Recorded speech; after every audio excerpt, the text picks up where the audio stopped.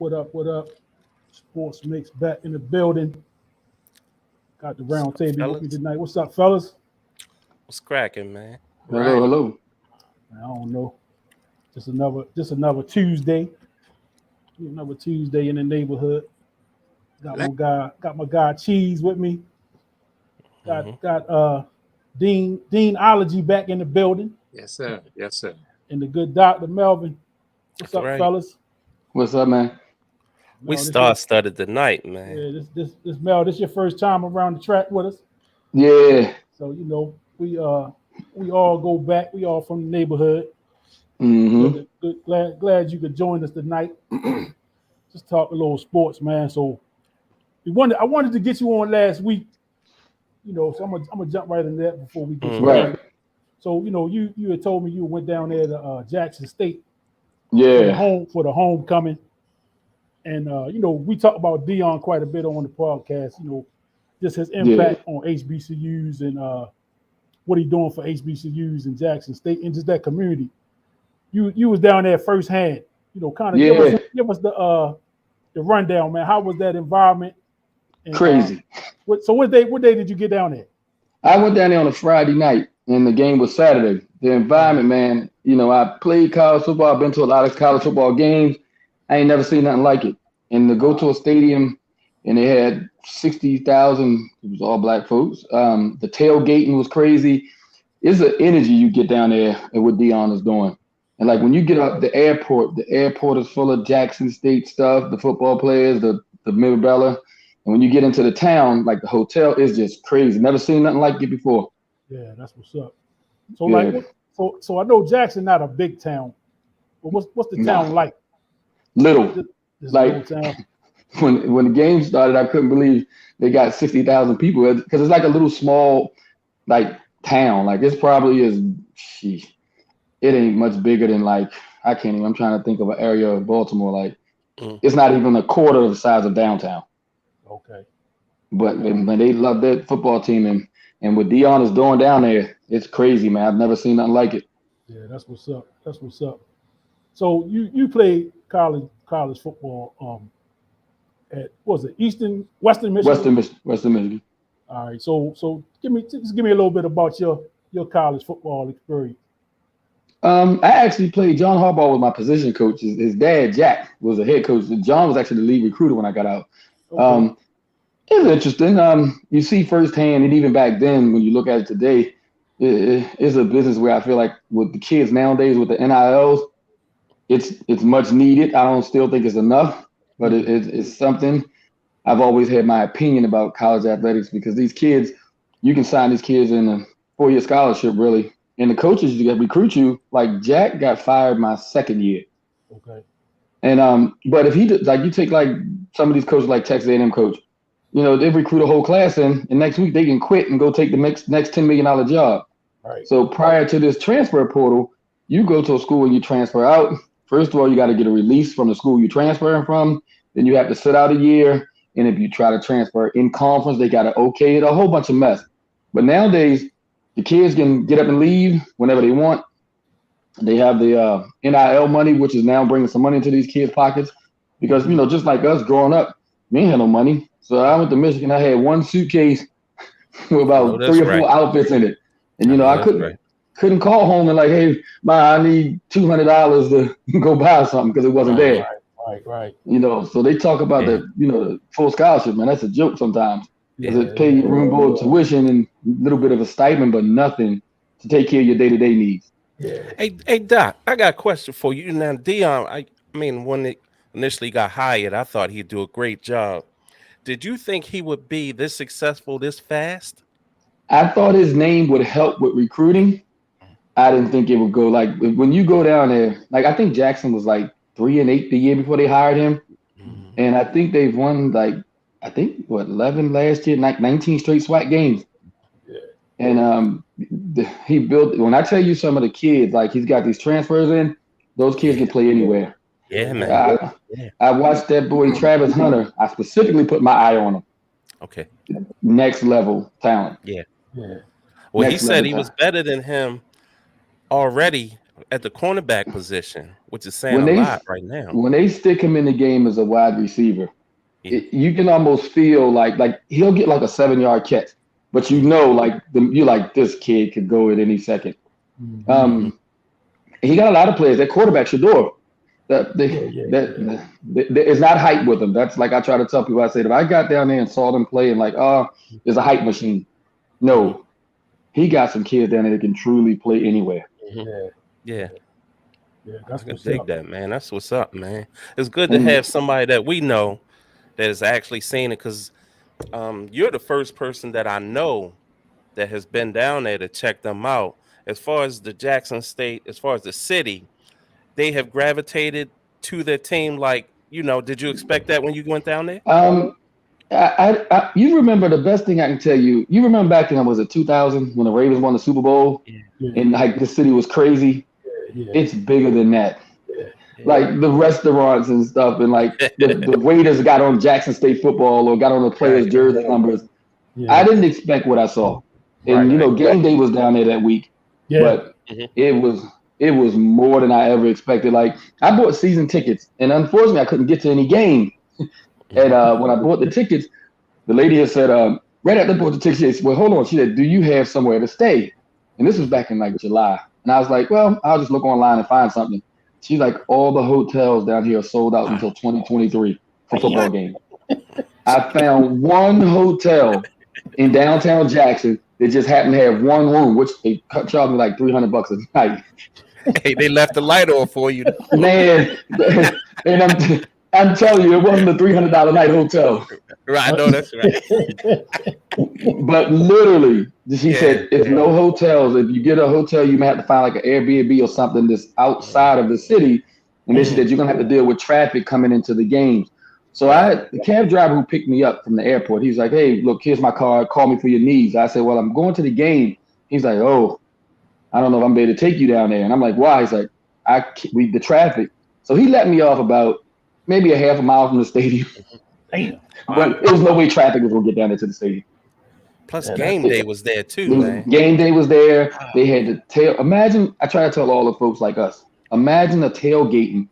Like that stuff you see, like the Ravens stuff have, it's nothing like it. Yeah. And it's all like soul food, all of us. Yeah. And I think after the game, they said that with the stadium totals and the people that was out front tailgating, it was about 80,000. Damn. In that small place too, man. I don't think Jackson, the city, has that many people. Yeah. No. Yeah. It's good to see, mostly because when you hear him talk, or even when you go to like the restaurants, it's more so, believe it or not, they like what he's doing more for the city and the kids than what the football team is doing. Absolutely. Wow. Yeah, I can dig it. Yeah. The economy, I think they said for 2 weeks in a row, they've gotten close to $15 million in revenue each weekend just from Jackson State football games. Wow. It was, man, I have to like offline send you some of the videos I recorded while I was at the stadium. It is unbelievable. I've never seen nothing like it. And I've been to a USC football game. I've been to a Clemson football game. I've been to University of Michigan game. Now Michigan Stadium is much bigger, but the vibe is nothing can touch it. Yeah. Wow. I've actually already bought tickets for the Celebration Bowl. Really? Yeah. So you going down there, man? Wow. Yeah, I went last year. I follow him, and I'm just happy at what he's doing. He's bringing a light to HBCU schools. You're getting all these other kids now. Even if they're not going to Jackson, they're going to some of these other HBCU schools. And tell me this, Melvin, if you had to do it over again. HBCU all day, every day. I know that. Like when I got out of school, my brother Sean that was down in Bowie. Yeah. And like Bowie and Howard and them schools recruited, but you was like, man, they're feeling like a high school field. Yeah. But to turn now, the coaches, like, the big school coaches don't really care much about you. When your eligibility is up or whenever the kids fail out or get in trouble, they don't even speak to you anymore. Right. Whereas like if I was being a dad and if I had a kid right now, I'd steer them to HBCU because I'm like, they're going to care more about you besides football or basketball or whatever it is you play. And Dion is like a father to 100 kids now, and that's crazy. That's a good point, man. Yeah. That's a good point. What was your experience like at Western Michigan? I mean, as far as Yeah, yeah, yeah, yeah. Yeah, man. It's Was crazy. the student body there pretty Um, nice to you, or were they, it's pretty nice anywhere you go when you play a sport, to be honest. Mm-hmm, mm-hmm, But the things I missed out on, like when I would come home for the weekends and go down to Bowie to visit my brother or my cousins, mm-hmm. you get down to Bowie and you're like, oh my God, other black people is a party. It's not Yeah, like in Michigan, you had specific dorms that just had black people and the rest of them yeah. didn't. So Wow. Yeah, yeah, so to yeah, see stuff like that, it was different. And it was my school wasn't a bad location because it was kind of mhm. like between Chicago and Detroit. So we had Yeah. a decent amount of black students, but still Mm-hmm, probably 25% of the student body maybe was mm-hmm, black. So you still, still didn't have that like going to Morgan or Bowie feel. mm-hmm. And like us growing up, I mean, I moved in town in my sophomore year to play ball in the city. So like Yeah, I didn't see any other people except people of color. yeah, yeah, Yeah, so when I got up in school, one of the biggest things I had to readjust to was dealing with other people. I didn't yeah, never have to room with, white folks. I never had to eat with them. Hell, I don't even, in high school, we surely didn't have none on the football team. So, mm-hmm, mm-hmm, and it's different. Those are things that people don't think about. So, like, mm-hmm. imagine when you spent your whole life around black folks, then you go to college. My roommate was white, my tutors were white, a good portion of the team was white, and you don't see that. So for me, it was Yeah. a real hard culture shock that first Wow. semester Yeah, trying to get there. Yeah, yeah. And then coming from I Baltimore, met. you got the Baltimore attitude. We all know what that is. Yeah, Yeah, So I absolutely. could. I can imagine a lot of kids go through that even now. I think it may be a little easier with the advent of um, social media. What you think? I think it's easier now. Like if we had social media back then, you could have stayed in touch with people at home That's every right. minute of the day. Yeah. But I still think it's an issue because when you think of all these star players, whether they come from the inner cities or the back country Mm-hmm. woods, most of them are not really exposed to a whole bunch of white people. Right. Yeah. So Yeah. like like if you like Clemson University, that whole town doesn't have almost any blacks. They have like a Mm-hmm. 80% black football team. But so Mhm. imagine when you take those 100 kids off of the practice field, then they got to socialize, and it's hard Yeah. to socialize. Like Yeah, man. trying to date, trying to find somebody cool to go eat with, somebody to study with. It's not really comfortable to go to someone unlike you and say, "Hey, want to study together or let's hang out?" Yeah. And sort of like Yeah. to give a good analogy, when we grew up at Turner Station, you know, you mentioned when you used to get detention, you had to walk home from Dundalk. I know that's right. Yeah, that I did that quite a bit. Yeah, I Yeah. remember was them that was days. that was like the Green Mile coming out of that joint Yeah. sometimes. You ain't lying. so we were bad and got in trouble, but you're like, Lord, I got detention and that Yeah. bus Oh gone. my goodness. Ain't that the truth, man? Yeah. so You had ass so whooping coming, man. yes, boy, you like walk quick, walk fast, and just Yeah. keep it moving. Yeah. Oh And man. so when you get up there, I think on that topic of racism, it's not as bad up north as it is down south. Mm-hmm. So like not to be offensive to anyone, I never really seen too many interracial couples. Actually, I never Mm-hmm. seen any. So I got to Mm-hmm. school, Okay. and from our generation, that was kind of like taboo. Like you don't really put that on the front page. Yeah. Right. It So definitely ain't so like it is. yeah, like nowadays it doesn't matter, but back Right. then it did. And then like going through some of them plain states, like going through Ohio, Illinois, and those states. Like honestly, when I think back as a kid, I'd stop and get some. I'm thinking I would stop and get some gas, but at that gas station, you kind of like looking around and like, all right, tank, hurry up and fill up, and then right back on the highway. Mm-hmm. Yeah. Yeah. I'll tell you a funny / Dundalk story. This was I think my sophomore year. I was on my way back to school. I came home for the weekend. It was the wintertime. I am in Indiana. Stopped at the gas station, pumping some gas, and I heard somebody say, Melvin Scott.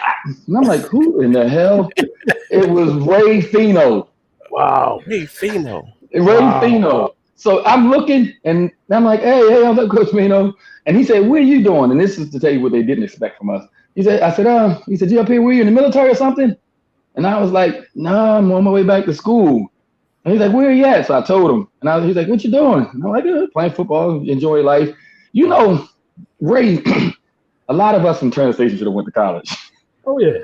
And Ray Fino, right. And Ray Fino, wherever he had, even with his rest of his soul, he really wasn't that motivated about getting some of us into school. Mm-hmm. And that was the reason why I left Dundalk in the 9th grade, went in town. I heard that quite a bit though, man. Yeah, look at the guys before us, like Corey Pack, Michael Harris, and them guys could play. Derek Shelton. These dudes were superstars to me, man. They were superstars on the high school field. And I used to what come there happened? watching. I used to come there and watch them games. They would have been you. That's who you idol growing up. Like not jokes aside, I used to want to be Michael Harris. Yeah. But Ray Fino never sent those guys to school. And when I got to 9th grade, he was like, Melvin, we're gonna do this and do that. And I was just kind of like, I'm getting the hell out of here. Yeah. No, that's right. What city school you go to, Melvin? Southwestern in my last year, Edmonton. Okay. So you played. You was up there with Pompey? Yeah, Pete Pompey, rest his soul. Legend. Yeah. I know Coach Pete. Give me a quick Pete story. I know. Pete was hard as nails, boy. But you know what? He definitely helped kids. Yeah. And I remember we were in summer camp like our senior year, and he was like, Melvin, I'm getting calls from school. I don't even know what the hell to say to them. I said, just don't say nothing bad. Yeah, I know, right? But and his thing was, man, he gave good advice. He gave really good advice. Because at that time, a lot of schools were recruiting. And I remember, I think it was like later on, I think it was like Oklahoma or Nebraska just started showing some interest. And he was just like, he's like, if I were you, I'd probably still stick with Western Michigan. And it's a Division I school, and it's this and that. And he said, you go to those schools like that, they're going to recruit 10 of you every year. And I'm not saying you would play, but you go up there and you might sit 2 or 3 years. So he gave you real life scenario. And he's like, I don't think that you're a bad player. I'm just telling you reality. And so Pete was like that. And he was a good guy. Pete was a good guy, man. That's cool. What position did you play? Running back. Running back? Okay. Mm-hmm. All right. So what was a young John Harbaugh like? John was cool. His father was I might not say that. His father was tougher than him. Harbaugh might be listening. Yeah, right. That's what I'll say this. They used to call him hard ball. Yeah. John was cool. John wasn't much older now, and he had just finished playing at Miami of Ohio. Right. And he was a position coach. He was my running back coach. He was actually the lead coach that recruited me. Okay. But he's a player's coach, which you can see even with the Ravens. Like, I'm sure if you asked any player, they love him to death. Yeah. Because when he left us, I think his dad went to Western Kentucky, and then John went to Cincinnati and kind of went his own path. And was a special teams coach and a DB coach and this stuff. But John was a really, really, really good players coach. Like he's standing there with you. He was cool. His dad. He might be listening, so I say, "Hey, Jack." Yeah. It's a funny story though, man, because I think Jack was a good recruiter. I just don't think he did the best with X and O's, because I think my freshman year we were horrible, like 3-8 or something. But a year when he got fired at the end of the sophomore year, the next year the new coach started coming and we won the MAC. So. But won the MAC with the players Jack recruited, so it kind of tells you what I'm trying to say. Had some players up there. Yeah, but he was cool. Jack, we'll just say Jack was cool. That's what's up, man. Good story, man. But school, a lot of times to leave out, one of the things I learned up there was we talk about football and stuff like that. But I think that's the first time in my life I started taking school serious. Because you realize when you get there, man, everybody out there can play. The NFL, we all say it till we step on the field in college with 100 other players who can play. So at that point, you start saying to yourself, like, I ain't trying to go back down Turnus. I'm tired of going to Miss Gladney's store. I hear you, man. I hear you.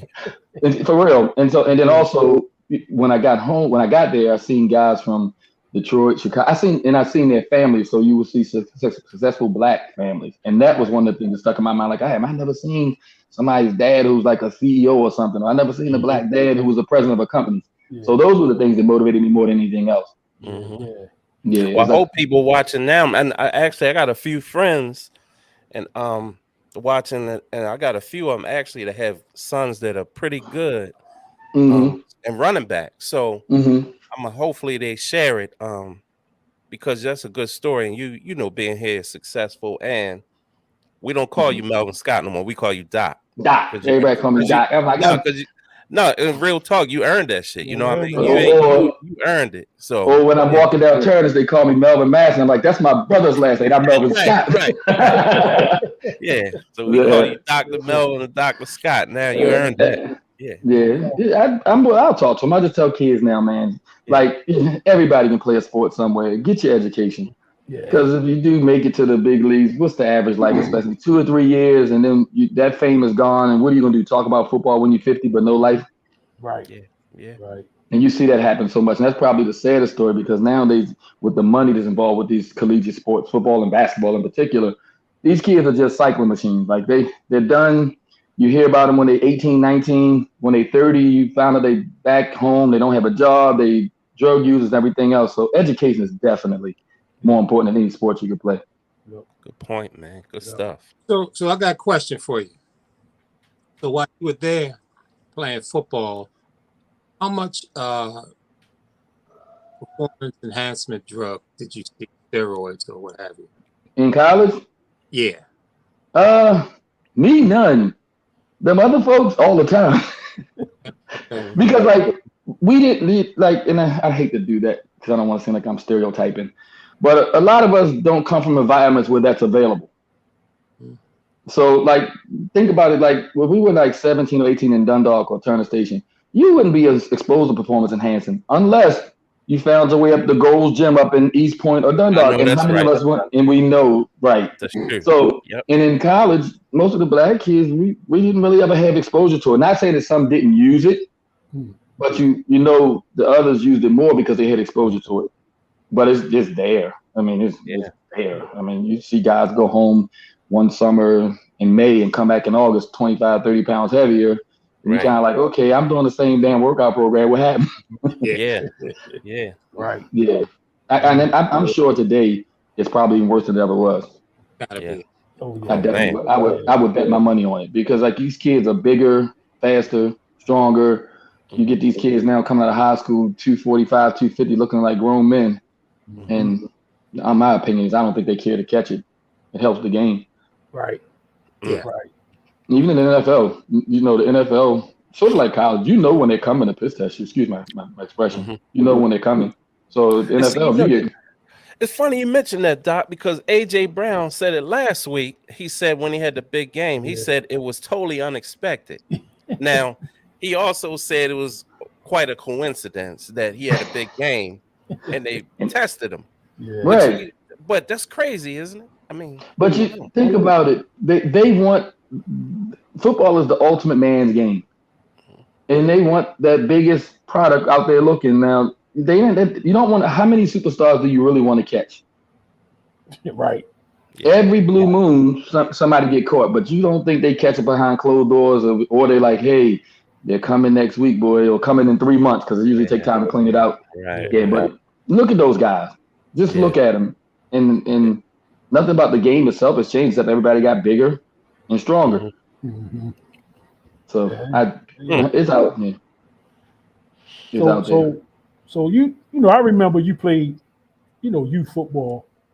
You know, now with football, they on the big, you know, with the head injuries and people kind of holding their kids back from playing tackle, or people are recommending maybe not play tackle football until high school, or you know, what's your thoughts on that? Like, you know, preventing head injuries early, or if I had a kid, I wouldn't let him play football at all. I had a kid that was playing now, I wouldn't let him play at all.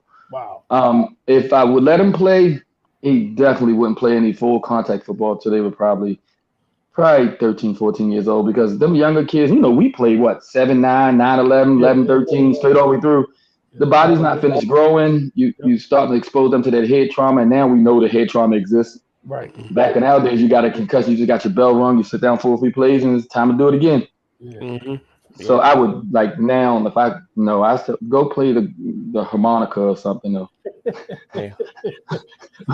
be an engineer or something. Yeah, they got them playing tackle as young as 5 in some places. They got You see the little videos. They 5 years old, and they teach them. And I mean, it's cool that they teach safety now, because like when nowadays a spear was just a hell of a good hit. Yeah. Were you a Viking or were you a Dundalk Viking. Longhorn? I refused to go to Dundalk or I was a Edgemere because I Dundalk was Longhorn. I hated y'all for that. Like I'm down turning the station and I score all 3 touchdowns and we still get blown out. Hey Doc, I was up there. It was me, Dick, Brett You, Stokes. Dickie, Brett, because I met Brett. Nah, Brett and I were best friends. I Right. convinced Dickie and Brett to come down Right. Turners and play with me because I was like, y'all keep going and playing for them other people. Like, or everybody went out Edgemere. Sure, that's right. Yep. It was me, Brett, Dickie, and Terry Jones was the quarterback. Hey Joe, man. Yeah, and Mike Pack was the coach. Yeah, man. I Yeah. just ran into Terry about a month That's ago. the memories, man. Wow. Did you? Yeah, that's the first time I seen Terry in years, man. Yeah, it was. And Mike Pack was the coach, and it was funny because nowadays really got really chill because Mike was like, Melvin, if it's a passing play, I'm gonna put you a quarterback. If it's a play we want to throw the ball, we'll put your tight end, throw your pop pass, and we're gonna run it up and line your pass to you. I'm like, that was not a good game plan when I look back on it. Oh my goodness. And Wilco, I think Wilco, Blue, Brett, but we had one good team out of all the years I played down there. Right. And I refused. I used to say, I'm not going to play for Dundalk or Edgemere when I could play for Man, Turner we was Station. going to the Steel Bowl. I think we went to Steel Bowl like 3 years in a row. Man, did we even make a bowl game in my time frame for Turner is the question. Like, Man, we was killing up there. y'all was Dundalk and Edgemere was killing. Like we finished 2-8. Yeah. We would beat like Middle River and Hampton or somebody. Right. Oh man, I remember them days, boy. But I convinced my last year before I went to high school, I convinced Brett and Dickie and all of them to stay and play for Turner Station. Right. Man, that's crazy memories, man. Yeah, crazy. that's great, man. That's great. So yeah. before we change gears, so you told me when we talked last year, you told me you got to play against one of our homies in college. He was at Temple. Temple, man. What was that like? You know, playing against him? I just happened to look. You grew up from down the street. I just happened to look in the media, the team media guy they give you, and it said James Paris and said Dundalk, Maryland. And I'm sitting there like, I only know one GP, but it was him. Yeah. They had man. They were really good, man. Paul Palmer. Yeah, I remember him. Wow. Ooh. I went to camp with him in high school. Mm-hmm. Yeah, and he was good. He's like one of my Facebook friends now, but he was really good back. He was little. I thought I wasn't that big, but he was little. Yeah. Rest in peace, man. Awesome, man. Yes, for sure, man. One of my. Yep. You know, did everybody get out and vote today? Oh yeah. Yep. Okay. Yep. I did already. Yep. I guess we patiently awaiting the results now. That's what I was watching, man. Like looking. I walked away from the TV just to wait a little bit. Yeah. Because that's the only way we can get our opinion out there. Yeah. That's all we can do, man. Yeah. He don't need complaining. Like I got a filter anyway, so. Yeah, if you ain't vote, then I don't want to hear your complaint. Yeah. All right, so true, man. let's change gears. All right. A little bit. Let's the elephant ain't even in the room no more. That motherfucker, he all over the place. Y'all, Cheese, I know this one of your favorite players, Kyrie Irving. Oh, okay. What you gonna do with your man, Jack? You know, I'm glad you got Doc on here and Dean because I want to hear, what they gotta say. Seriously, I want to hear. Hey, I'm gonna tell you, I don't have a problem with anything Kanye said except the stuff about George Floyd. Right. Because ironically, the same people who are now publicly persecuting are the people he was talking about. Right. And Kyrie is in the same boat. Because you're rich and because they're paying you, don't have to be a slave to it. That's true. And Kyrie didn't do no more than me, you, anybody. He posted something. That's right. If it's offensive, okay, I apologize for that. He did, but I'm not going to apologize for the content of it. He didn't write the book. He didn't write the movie or whatever. Right. I think that right now Kanye got a lot of folks in the higher got their drawers in bunches. Mm-hmm. But Kanye, besides what he said about George Floyd, was he really lying? I just told somebody today, I watched the whole Drink Champs interview with Kanye. I did. And like you say, outside of a couple of things he said that was a little out there, he was on it. He was on it, man, with a lot of what he was saying. Like I said, I didn't really have a lot of issues. Like you said, the George Floyd stuff was over the top. You know, his how he tried to explain away the White Lives Matter. Yeah, that was a little Kanye crazy. There, you know, just like you tried. That's a good way to put it. Kanye that one crazy. didn't fly. Yeah, that one. But the rest of the content stuff, man. Yeah, he was on it.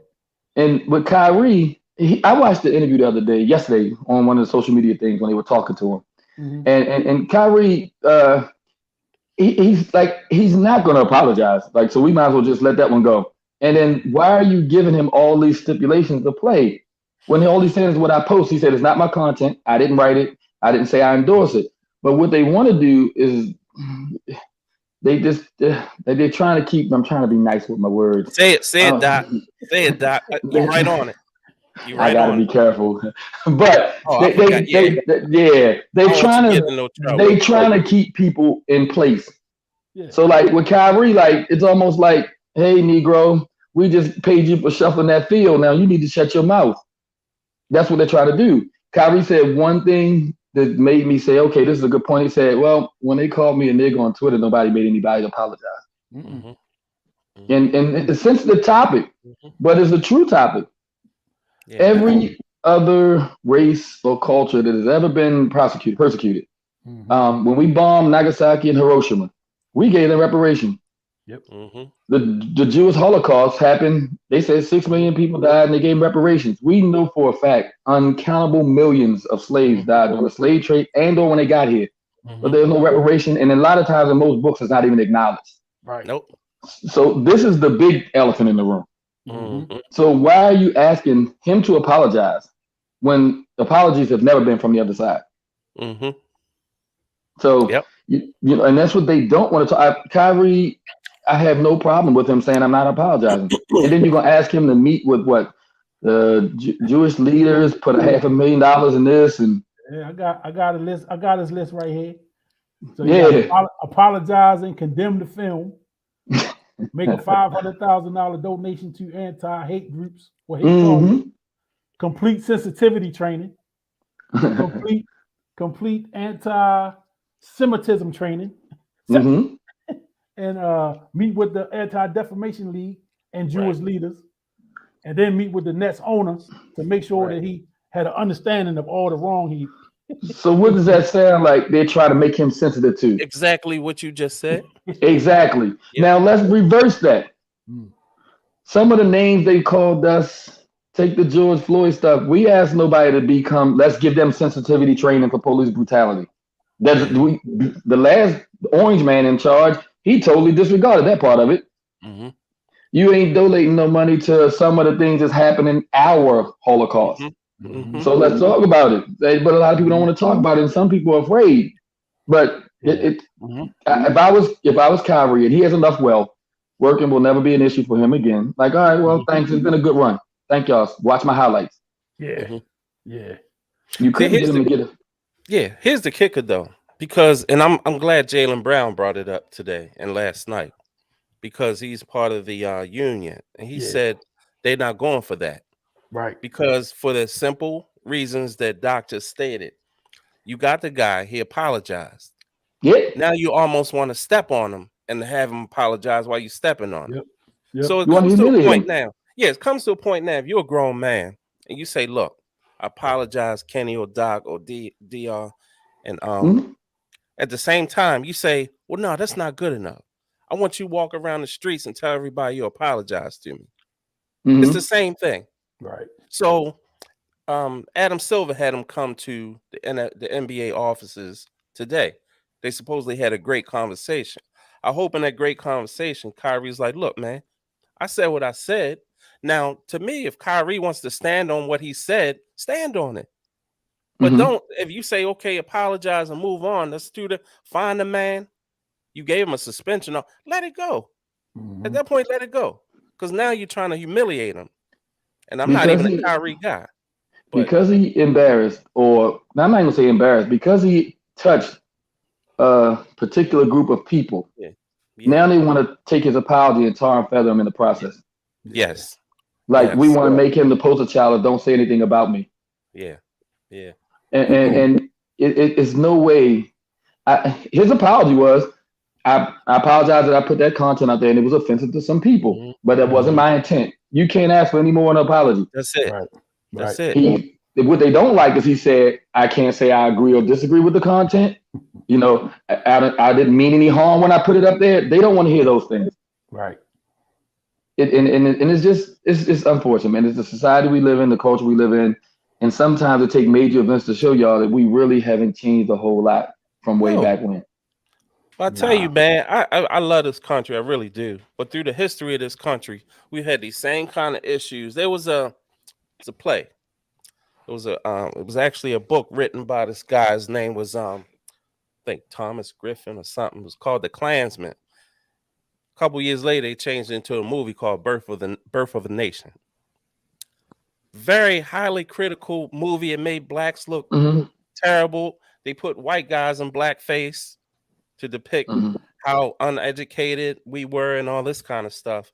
Went on to get awards and all this stuff. Even to 1992 was getting awards. It was one of the best films ever made. I seen that. Actually watched it, Birth of a Nation. Yeah, but it had not one league or anything came to any defense of African Americans through that point Mm-hmm. in any of these movies. So to Doc's point, it's got to be something where you say, okay, Kyrie, you made a mistake or whatever it is, you costing you money, but you can't humiliate this guy because this is the history we've lived in. And It really our history is we get overpunished. Oh, Yes. for sure. Yeah. Yes. So Sure. what are they trying to do to Kyrie? I mean, you got the apology Monday. Yeah. Yep. So what last week? So why are we still saying give an apology? Yeah. Yeah. And didn't he So- offer to put up the money? Didn't he offer some money? They turned it away. I think he originally offered like $2 to the Jewish League and Got I think it was bumped up. I think it was Thomas Dixon, by the way, was the first writer for the Klansman, the author of that book. So what's your thoughts on this, Dean? Yeah. Well, you know, Malcolm said that if you throw a stone to a I pack, think I got disconnected by a call. Mhm. pack of wolves, you know, it gonna make the loudest noise. So now Kyrie sent this link or whatever he did. That wouldn't have made me go look at it, but the reaction by the Jewish community Right. made me want to go look at the thing, Yeah, I want to see. Yeah. wondering what they so afraid of. What's the content of this Hebrews to Negroes thing? It must be something that they don't like and that they're afraid of. Underlying truth. I think that Kyrie is catching it extra because Kanye was out there doing his thing too. So now they're trying Good to point. extinguish anymore. They don't want this thing to turn into no blazing fire. Mm-hmm. Trying to extinguish it because the bottom line is that there is a lot of truth to what the Jewish folks in the past have done to black folk with the slave trade, owning the ships, all of that kind of stuff, being the agent, and we're the talent, and taking the money, and a lot of our stars wind up broke at the end. So there's a domination by the Jewish community that is totally excessive. And you know, if you beating the hell out of Kyrie and you beating the hell out of Kanye, everybody is watching, and they don't want anybody else to step up and start saying the same stuff. But to me, I mean, back in the day, when if you think about how oil is today, and how that's the big commodity, people who own oil is a big thing. Back then, it was cotton. And if you look back at how the cotton thing rolled back in the day, it was the Jewish folks who ruled the cotton. And when you look at the owners in the NBA, you look at in the NFL, you look at in politics, you look at everything, and America caters to Israel. And I mean, a lot that has happened with them, it really don't make sense. I mean, you look at the Holocaust, and Germany does all this, Hitler and all of that does all this damage to the Jewish folks. And how in the world, if Germany does that to the Jewish folks, how do they wind up getting Israel? I mean, how do they get that land? What sense do that make if if Germany did this to you? You take the land from some people who were already there. You take Palestinian land from them people in 1948, 1949, and from that day forward, you got war going on in America. Gaza Strip, throwing money at that every year, money. So it's still when they step up and try to smash you, it's so that no one else can step up and say these things, because they got a lot of things that they trying to hide. They don't even want you to talk about a lot of the shit that they was doing back in the day. Yeah. And it's two things like to that point.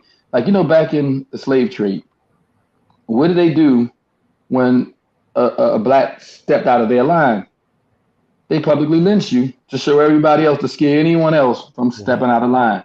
Yep. So it makes you say to yourself right now, like Kanye, after his interview, because he offended a group of people, it's almost like a public lynching now. Absolutely. All the sponsorships are dropping him, this, that, and the third. Now Kyrie, he only posted something. So it's the fear of whatever they don't want to come out, which we all can expect. There's a lot of truthful things are being said. And of course, the best way to keep the truth away is tell you a lie. Yeah. So, but they both, and I've learned in my lifetime, and I'm sure all four of us have, when a black is outspoken, there's two things they will label you as: either crazy or aggressive. If he's aggressive and all he want to do is fight, or he just crazy, don't pay him attention. Yeah. And take someone like Malcolm X, he was aggressive. I was getting ready to point. But was he really aggressive? Was he really aggressive? Or he just said what you didn't want to hear? Yep. He simply said, if you hit me, I'm gonna hit you back. Yeah. That's not aggressive, that's self-defense. Yep. Kanye West say some things, but if you go back to Kanye West and listen to a lot of stuff he said, a lot of it is the truth. Yeah. So let's just call him crazy so we can discredit him. Yep. So it's always, when we are loud or outspoken, we're crazy or aggressive. Yeah. And that's in day-to-day life. If I go to work and scream loud, oh, he's really aggressive, or he must be crazy. That's all of us. But you know what's something, man, with Kanye, though? Kanye has this bus. My doc, he has this bus. Every now and then, I want to pay the toll to get on this bus.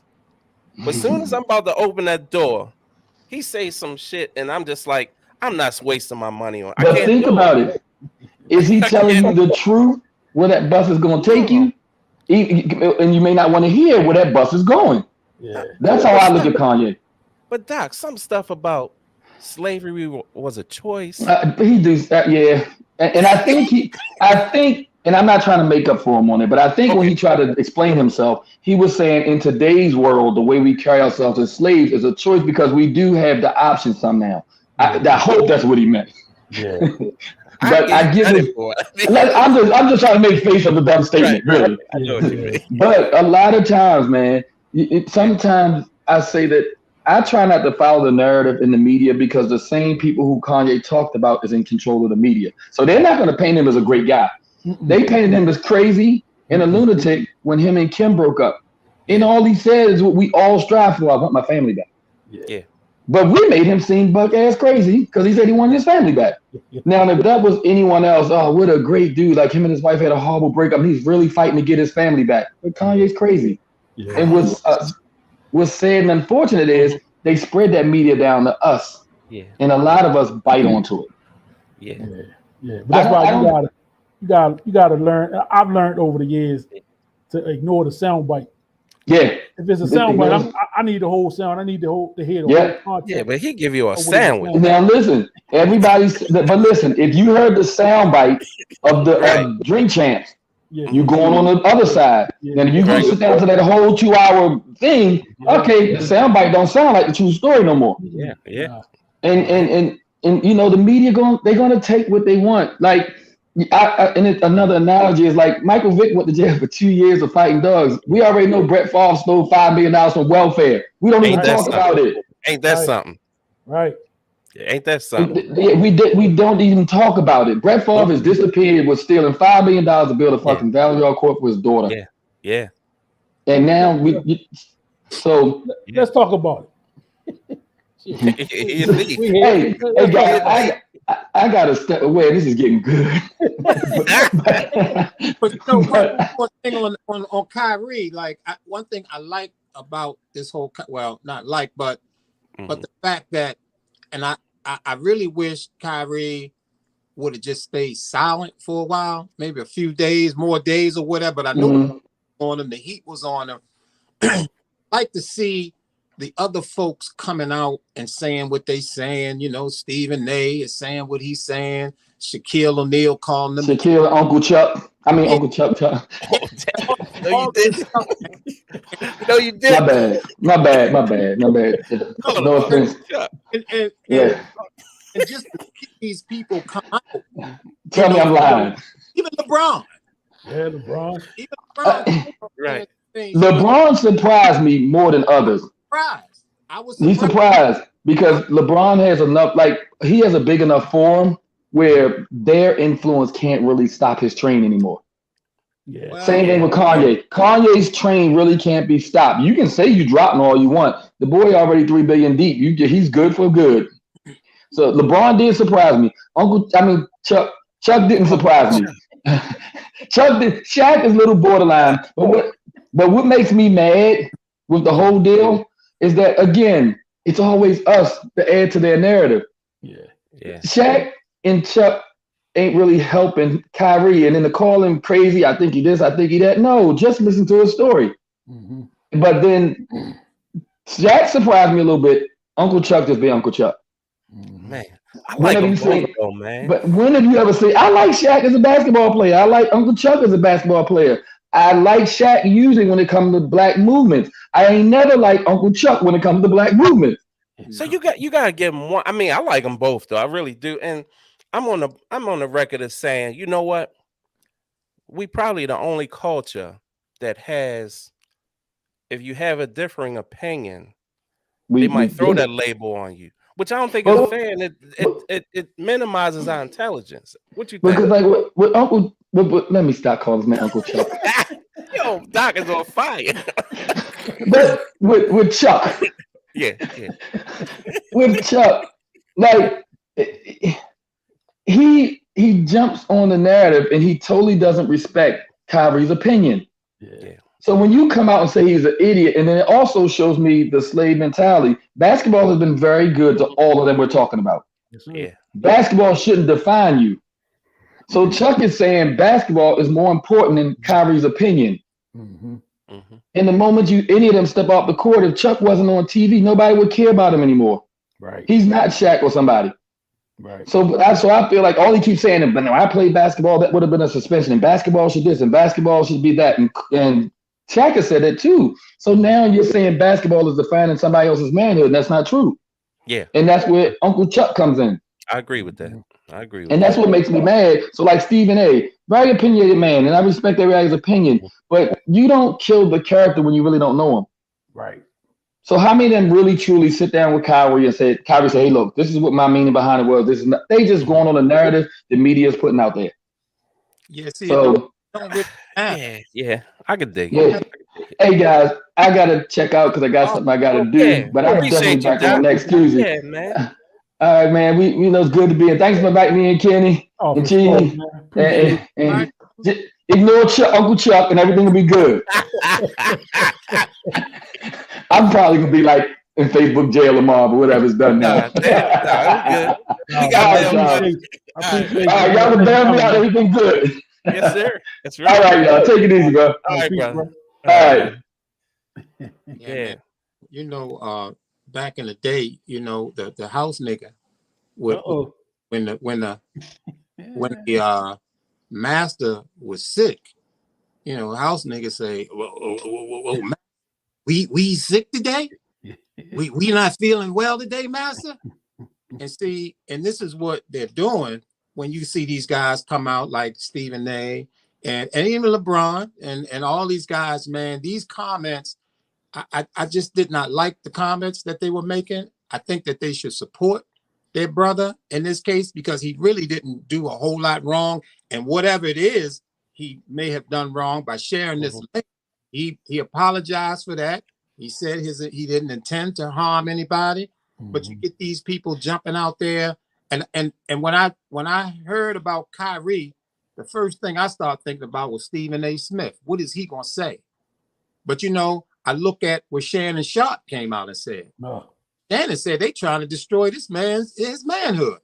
Yeah. They do this, and this. He said, "Man, ain't it they taking it way too far? This is ridiculous what they're doing." Stephen A. would never come out and say that first. He jump on that bandwagon afterwards. But these people are being paid by Jewish folks. Jew is their boss. And you know what, Dean? This is the problem. And again, that Kanye bust, man, I tell you, I mean, and it's not, I just can't get on it with him sometimes because here's the thing. You go on, you say what you say about Jewish people. Okay, I get that. Stand on what you believe. But see, here's the point. He's a smart guy. People say it all the time. He's a genius. He's a billionaire this, billionaire that. But for the last 15 years, you've been making money with the Jewish people. So all of a sudden, they not this and they not that. But you weren't saying it when they helped you get to that multi-billion-dollar platform you have. So on one accord, you saying, okay, well, they don't support this, and as far as blacks, they don't support. But you knew that when you were signing, when you were in the bed with them. That's a good point. So where's your moral compass at? This is why I can't get with him. And then, little things like, you go and see, here's the kicker. You get in the boardroom, I understand, and you make these million and billion-dollar deals. But how you treat the little people, in my opinion, is where your true character is. So when you tell a waiter or waitress, oh, you just working here at this restaurant, I'm a billionaire. When you tell another brother that shows me your real character. You don't do that. So now you want all of Black America to back you. No, I'm going to say, look, you know what? I'm not going to come out and publicly chastise you. But when we're in private, let's say, you know what? Look, you were bullshitting us for years because you talked down on a lot of us when you were getting your millions and billions of dollars. But all of a sudden, you want the Black community to step up for you. I'm not going to do that. I'm going to call you to, huh? Is he bipolar? I don't know what he is. He from Antarctica or somewhere. I don't know.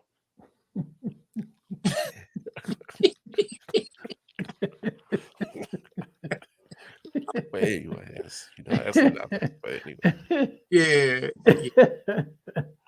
Yeah, but I've always thought Kanye was a little bipolar or something. Some of the rants and stuff that he would go on. Yeah. Obviously, he has a sharp mind, business mind, and the talent, all that stuff is there. But I've always thought that there was something going on with him mentally. Maybe he's bipolar or something, and he go off but he's a favorite, man. A lot of people love that guy, and but I still say this thing going back. Yeah, obviously the Jewish community is big. They're big in entertainment, big with the media. They're big in sports. They're big with the agents and all that kind of stuff.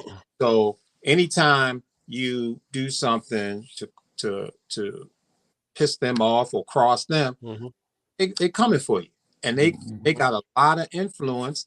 And when Kanye thought that they can't really stop me, they can't do anything, and it's a big thing, man, because he was big with Adidas.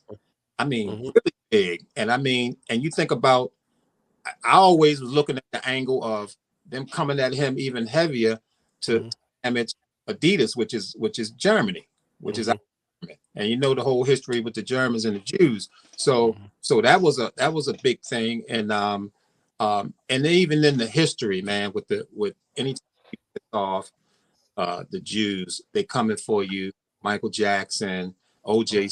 Simpson, I mean Prince. You can go down the line, and you will have the house Negro will automatically jump on you, even if they don't even tell you to. But I think they do get a nudge. They nudge Oprah. Oprah, you got to jump on Michael and talk down to him. So she go and bring Mark Furman on the show and humanize him. You know, and I mean OJ. Oh, you remember that? Oh my goodness, yeah. You know, so they get Oprah. She do that kind of stuff. She you know, was talking real bad about Michael Jackson, what was going on. She brought on a couple of the guys who were claiming to be molested and pumped up that story. You know, so these people that they put in place, they own them, basically. They own them. They paying them and they own them. They not giving this woman Oprah Winfrey all this money and then she can go out there and be truthful about everything. No, they own her and all the rest of them, man. I mean, you're gonna lose money if you stand up for the truth. Yeah. And what's Kenny, more important?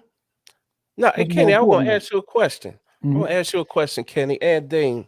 And one of my great friends, he might be watching that because I gave him the link to your YouTube, Kenny. So he's probably gonna follow you. One of the smartest guys that I know.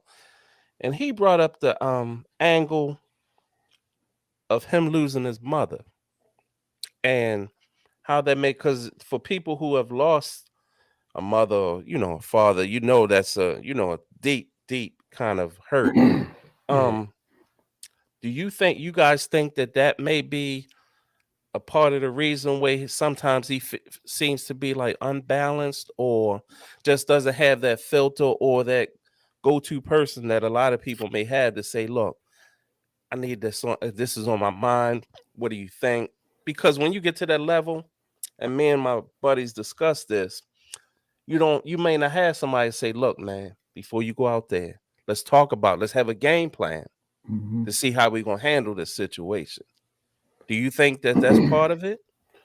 Yeah, before, let me preface what I say. Because you know, y'all know I work in behavioral health, mental health.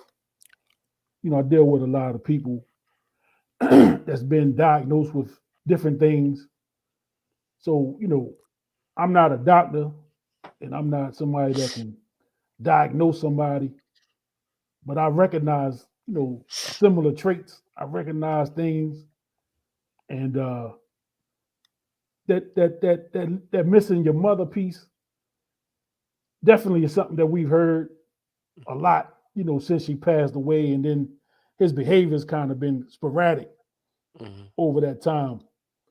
I saw the documentary that was done on Netflix about Kanye West, and you got to really see firsthand how tight him and his mother were. You know what I'm saying? They, you know, you had some actual footage of him and Mom's, and this was before he blew up. You know what I'm saying? And Mom was just, Mom was really reinforcing, you're the one. You know, you going to be this and you're going to be that. And you know, we see parents encourage their kids all the time. You know, you can do this and you can be that. You know what I'm saying? But his mother and his relationship definitely was a special one. The bond, just the bond that I saw on that film was different. And you know, I don't know where he was at mentally at the time that she passed, or if he even had a time to really properly grieve that. You know what I'm saying? Because it's funny, not funny, but just ironic. You know that you know, Dean. You know, we had a situation with a young man we used to coach, and you put that shit in my head, and I never looked at it the same after that. When you broke it down like that, when you don't have that mother, you know what I'm saying, a lot of people can grow up without dad, and we can adjust to that. I'm not saying there's no void there, but we seem to adjust better when we have mom and dad may or may not be there. Mm-hmm. But when you missing that mother and whatever that mothering and that nurturing that you get from a mother, and that's not something that you just need as a child. You know, some people need that well into adulthood. Mm-hmm. And it seems like, you know, and like I say, I don't want to say that's for sure, but it seemed like he definitely is missing that. You know, and Right. if you look at the Netflix video, if you look at the Netflix documentary, you see how close they were. You know, you see that he could go to his mother and tell her, you know, X, Y, and Z is going on. Well, you know, I'm trying to get on. They ain't really feeling me right now. You know, they ain't nobody really listening. But everywhere I go, I'm rapping for somebody. I'm letting them know, yo, I can do this too. I'm not just somebody that make beats. Mm-hmm. And his mother was I'm talking about, she was feed them. You are that.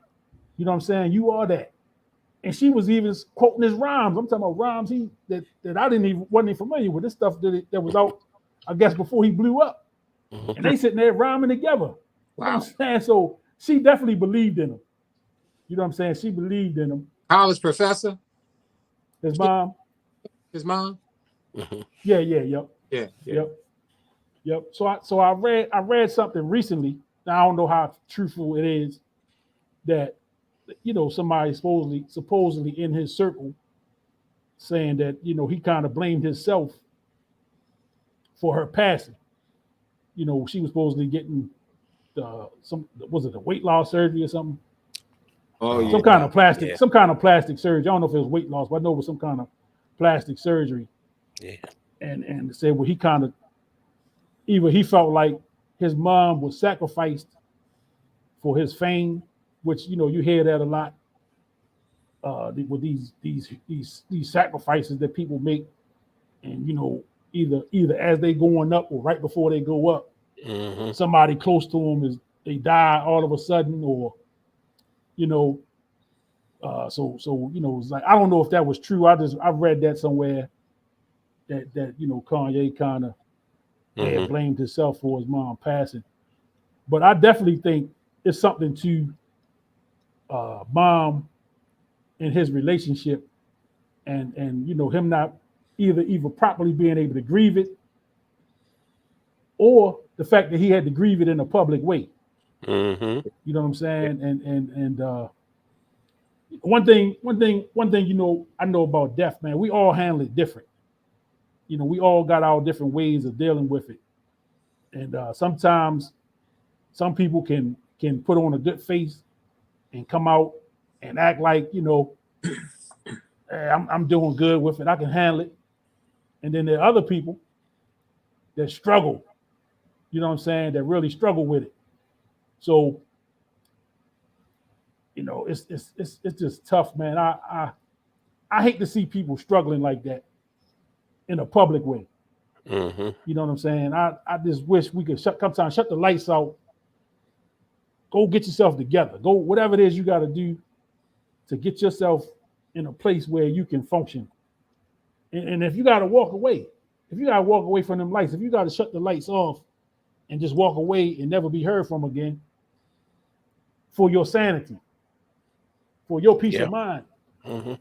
I mean, by all means. And I'm almost, with respect to Kyrie Irving, you know, bringing it back to sports. Yeah. If it means this much to these people to go down this list of things that you want me to do to make you happy, I'm out. Yeah. I'm gonna take my act somewhere else. You know what I mean? Yeah. Or I'm gonna just take what I've made thus far and be happy with that. Especially when he didn't say anything. Right. Didn't say anything. I'm in Didn't his say shoes. anything. I am not bowing down to that kind of foolishness. I will Yeah. step away from the Nets. I would step away from the Yeah. NBA. Yeah. Play ball. I go overseas and play ball. Yeah. Yeah. Yeah. Yeah. If they make him do all that, nah, man. Nope. Yeah, that's over the top. Way Yeah. over. That's over the top. No, man. You know, and And then I hope they step in with Jaylen Brown and them and put an end to that part. So but to put that out there publicly, yeah. you understand what I'm saying? To put it out there publicly that this is what needs to happen in order for him to be welcome back. Yeah. Nah. That's over the top. That's over the top, man. We'll And put it out there publicly when they change it. Yeah. if I was Kyrie, I'd be playing in China or some goddamn way. Right. Hell with that. Right. Hell with that. That's that.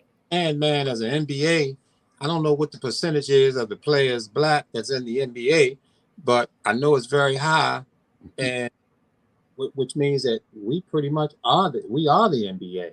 Yeah. And if there's any kind of unity between the black ball players, man, if you don't want them messing with your brother like that, unity can dismiss all of that. Yeah.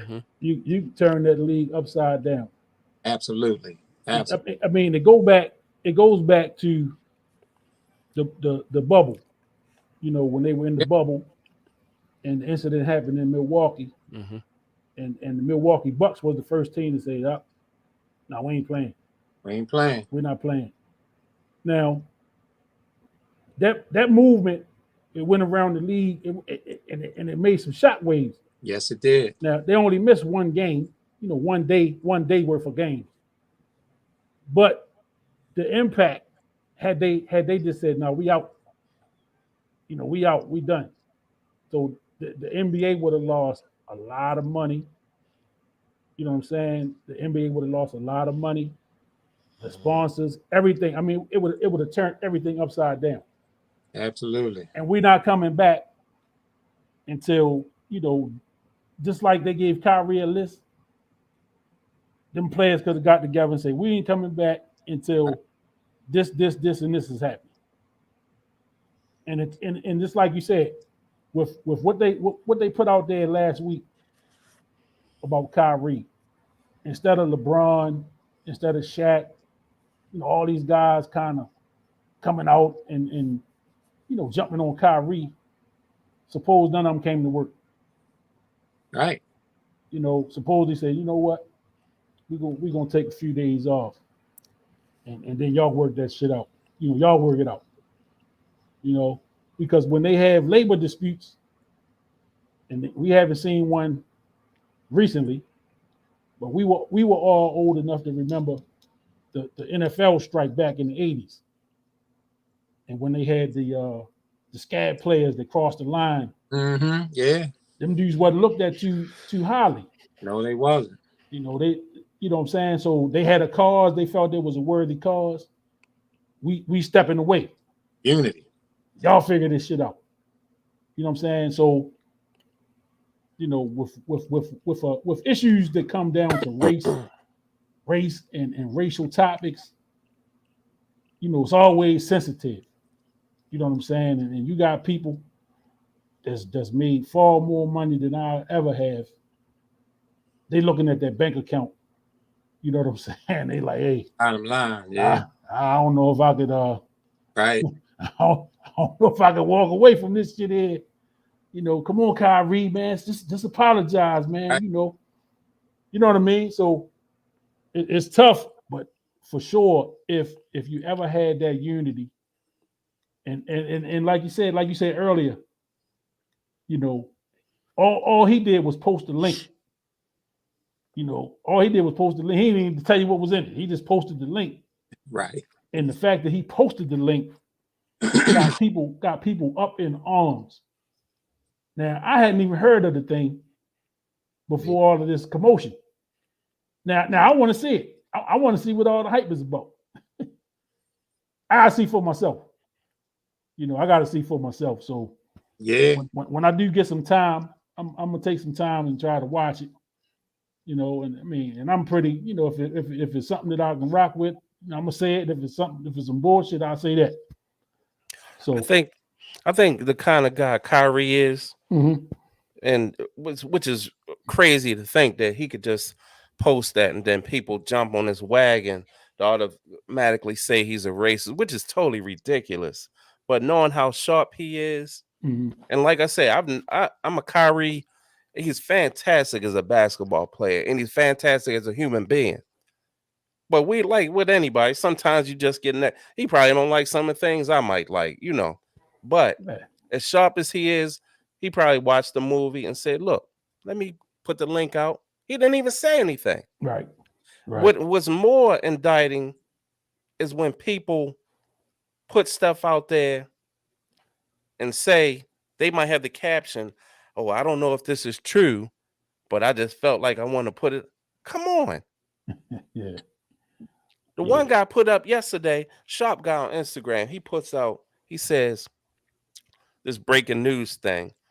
And I forgot who he put, just that quick, I drew a blank.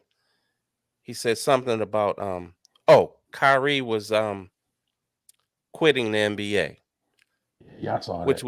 was fake news at that time. And his caption is, "I don't know if this is true. Can't you do a little bit of searching? You got a $1,500 phone. You probably got a $2,000 computer." Right. This is why when people write books or blog or do these kind of things, one thing that I hate is when you don't do your due diligence and research. It's ridiculous. Yeah. And at this time, research is so readily available. We carry it around in our hands and pockets every day. We got more access to information in the palm of our hands, man. Than we don't have to go to the library or look up an encyclopedia. Right. You know what I'm saying? No. You break that phone out, right there. hit the Google machine, Yeah. and you can get all the information you want at the palm of your hand, but just take a little bit of, little research, little time. You know what I'm saying? That's all. You can I'll tell you this. At the end of the day, and I hate that term. They need to throw that term away at the end of the day. I hate it. But when you get all your information together, what's really has to come to hit the head is that you have to have your own independent thinking process. For sure. So you taking all this information. Now it's up to you how you want to decipher it and put it out there how you want it. But if you don't back it up with facts, i.e., Kyrie's a racist and he never said anything. You can't just throw that out there on that guy like that. Yeah, but right now, and we and everybody does it. Everybody does it. We like to label some people as something, whether they are or they are not. If they fit that narrative, I'm gonna throw this out there. And usually, especially somebody in the limelight, it's hard for them to shake that. Yeah. They're gonna always be, you're gonna lead with the thing that they was most notable for. So 20 years from now, Kyrie Irving, who once was labeled or anti-Semitic, they still calling Farrakhan anti-Semitic. From what was that, like in the 80s? Yeah. Like, what I'm saying? So it's like whatever it is we can stick on you, we're gonna put that on you, and it's up to you to get it off. You know what I'm saying? The more times than not, it's not gonna come off. If the masses believe it, we believe whatever. Remember, well, CB not on his. Obama's a Muslim. Like, you know what I'm saying? Remember all that kind of nonsense. So this guy gotta go. He gotta defend the nonsense. B.O. He gotta defend the nonsense before he can get to whatever it is he's saying, right? So we ain't gonna go down that road, but I just used that as an example. I just had to make sure CB wasn't here to check me, to chin check me, But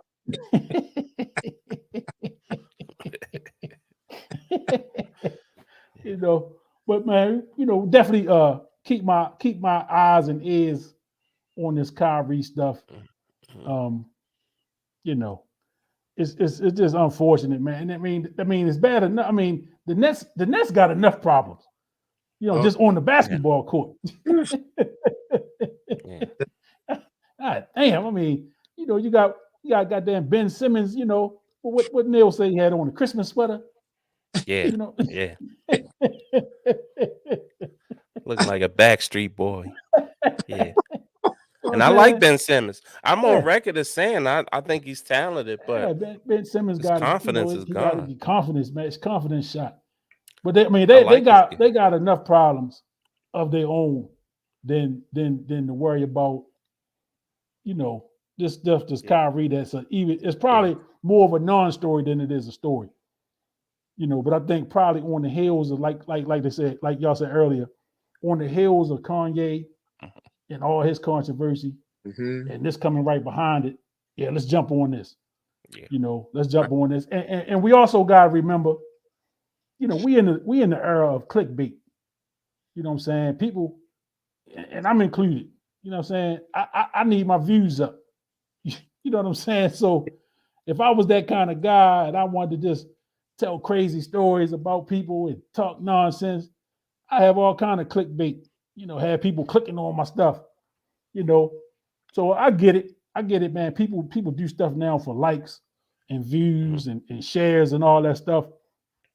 And a lot of times we tell a story and we'll worry about the facts after the fact. You know what I'm saying? And if it come out that it was not factual, we may not apologize, and we probably won't. You know, we'll live off the money we made doing the clicks, and we'll go on to something else. You know what I'm saying? We'll move on to something else. So we'll wrap that Kyrie stuff up with that. But I'm positive it'll come back. Something else is going to happen.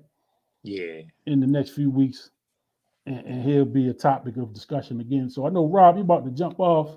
Yeah. But we'll touch on little NFL before you jump. You know, in particular, the Ravens. You know, we all Baltimore guys. Did you know y'all guys watch the game last night? Absolutely. Yeah. So this first blush about the new middle linebacker. I made a comment about him that we haven't seen a middle linebacker make some of them plays in the running game since number 52. Whoa, hold on, Kenny. Come on, stop. Kenny, wait a minute. Kenny. Who has made those kind of plays Kenny, in the Ravens in the middle linebacker position? See, we were just talking about clickbait and all this kind of stuff. Kenny, you can't say that at the 4 quarters of football, man. I said it in the first quarter. I said it in the first when he made the first 2 plays. I said it. First 2 plays. Who has the Ravens had? Roquan is a beast. But I'm not saying he Ray Lewis. I just said we haven't had somebody in that position to make those kind of plays since him. I'm saying if you looked at a quarter, you looked at a game with C.J. Mosley or somebody, he looked like a world beater. You can't. I mean, get it. I mean, but see, that's another thing. Because C.J. Mosley got a bad rap here. I think a lot of people that came after Ray Lewis was unfairly judged. I mean, we talking about Ray Lewis. Yeah, it's not easy to come behind Ray Lewis. I mean, how many people talking about Pete Myers? Truthfully, how many people talk about Pete Myers? Yeah, nobody. Right. I mean, Tom got a bad deal. Larry Holmes coming behind Ali. Yeah. And he was a great fighter. Great goddamn fighter. Yeah, we working on getting Larry on the sports mix. You know, some people. Oh, that's a different story. We can get to. Yeah, some people say Larry Holmes is better than Ali, but that's a different story.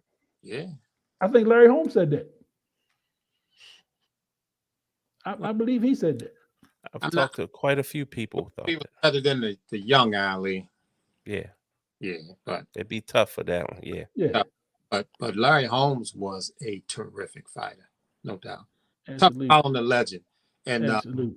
But I thought that the trade to bring Roquan in to the I looked at that as one of the better moves that absolutely since he's been there. I was having my doubts about him as the GM, you know, with some of the draft picks, drafting Hayden Hurst #1 and you know Queen and some of these picks, man. I just wasn't all that thrilled with his picks, but I think he's starting to hit his groove. I like Hamilton. I like the center. And this trade with Roquan, I thought that the trade, because I was looking at the Ravens as a Super Bowl contender, even though they were having these difficulties in the fourth quarter and closing out games. But I looked at it from the vantage point of them. I mean, they beat the heck out of Miami. What happened at the end of that game would never happen again. I agree. They beat Buffalo. They beat the Giants, who was like had one loss. They beat Cincinnati, the Super Bowl team from last year. I mean, they beat these teams, and even though they lost coming down the stretch, but to me, the fact that they played better than them holds a little bit more strength in my eyes than the fourth quarter where they lose out. If you beat a team for 3 quarters and you lose out in the fourth quarter, I put a little bit more weight on the 3 versus 1, and you fix things. And in the mindset of the Ravens players is we're gonna do better, we're gonna get better, we practicing better, we studying more film, we doing it. So you working to get better, and that's why I saw the Ravens going. I thought they was a Super Bowl potential Super Bowl team. And when you bring him from Chicago, that linebacker, man, I'm like, this is good stuff. So totally agree. Geez, I can't let you go without addressing this one. Oh, Dale. Yeah. Where did that come from? Just I saw him watching. What happened? He said, Neil, I agree with you. Bill Walton is a top 50 player. He can't say nothing. What he gonna say? He not on here. I can say whatever I want about Neil right now. He's not on here to defend himself. So I did send him the link though. I get the W by way of disqualification. He can't say nothing to me. Hey Neil, how you doing? He can't respond. He can't say hello. He can't say hello. Any parting words before you That's it. I'm good. Yeah, he can't say anything. I feel great about it. I'm totally confident he's not gonna say anything back to us right there. Yeah. My brother, is always a pleasure. Yes, sir. Know you got to go. Yeah. Y'all gonna be on for a while? Y'all getting ready to finish up? Yeah, I'm gonna be on for a few more. All right. Few more minutes. Hey, I might be able to come back through here. All right, just So check. I'll Just check and see if we on. Okay, man. All right. All right. All right, Cheese. All right, bro. Man, that's funny. That's yeah. He snuck that one in. The Ravens ready, man. Yeah, you know, they still work in progress. Yeah, absolutely. But like I said early, you want to be playing your best football November, December. Like you said, they lost them games early, and especially that Miami one sting, because they came out and put their foot in Miami's neck. Oh yeah, and that one for sure, because they came and they was clicking. They was clicking that game offensively anyway. Oh yeah. And even the first half, the defense, kind of had their foot on the Dolphins, and Dolphins couldn't get anything going. And if you watch, you can see that there was some breakdowns in that secondary. Absolutely. I mean, anytime you let the cheetah get behind you, right? Somebody to mess something up. How that happen? How you let that? Yeah, I mean, and when watching the TV, watching the game on the TV, the focus is on the quarterback, and he lets the ball go, and then when they pan out, and you see where he's throwing it to, and when I seen Hill, I said, "Oh shit, man. Unbelievable." I mean, he had to been what, good 15, 20 yards. He was away from the coverage. Yeah. And the ball hit him in stride, and He tiptoed on then. Yeah. And you know the rookie, 14, Hamilton. Hamilton and who was the other one back there? They just looking at each other like all out of place. They ain't know what to do. They just looking at each other. Yeah. And some of that, you know, sometimes, man, we forget, you know, these ball players are they human. You up 3 scores. You know, some of them might have checked out already. Like, hey, we got this. You know, ain't no way they gonna come back from this. Shit. Yeah, they came on back. Yeah, they came. Oh, and I looked at it like, you got Hamilton back there. He's a rookie. I think they it might have been another rookie back there playing at that time.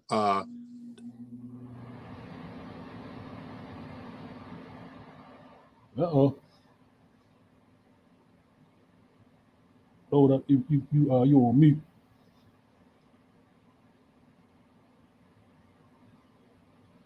You muted.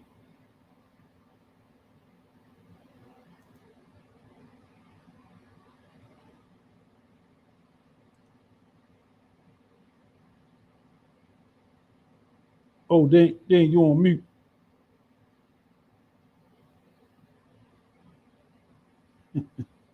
Wait. Hold up.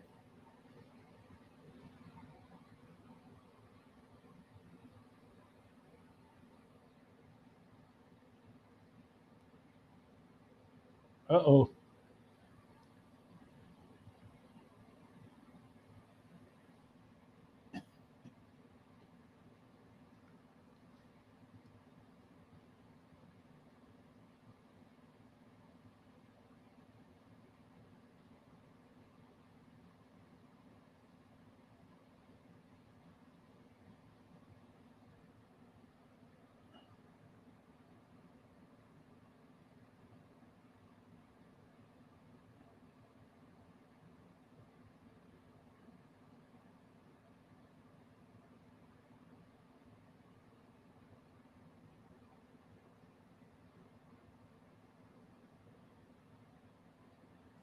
That's kind of crazy there.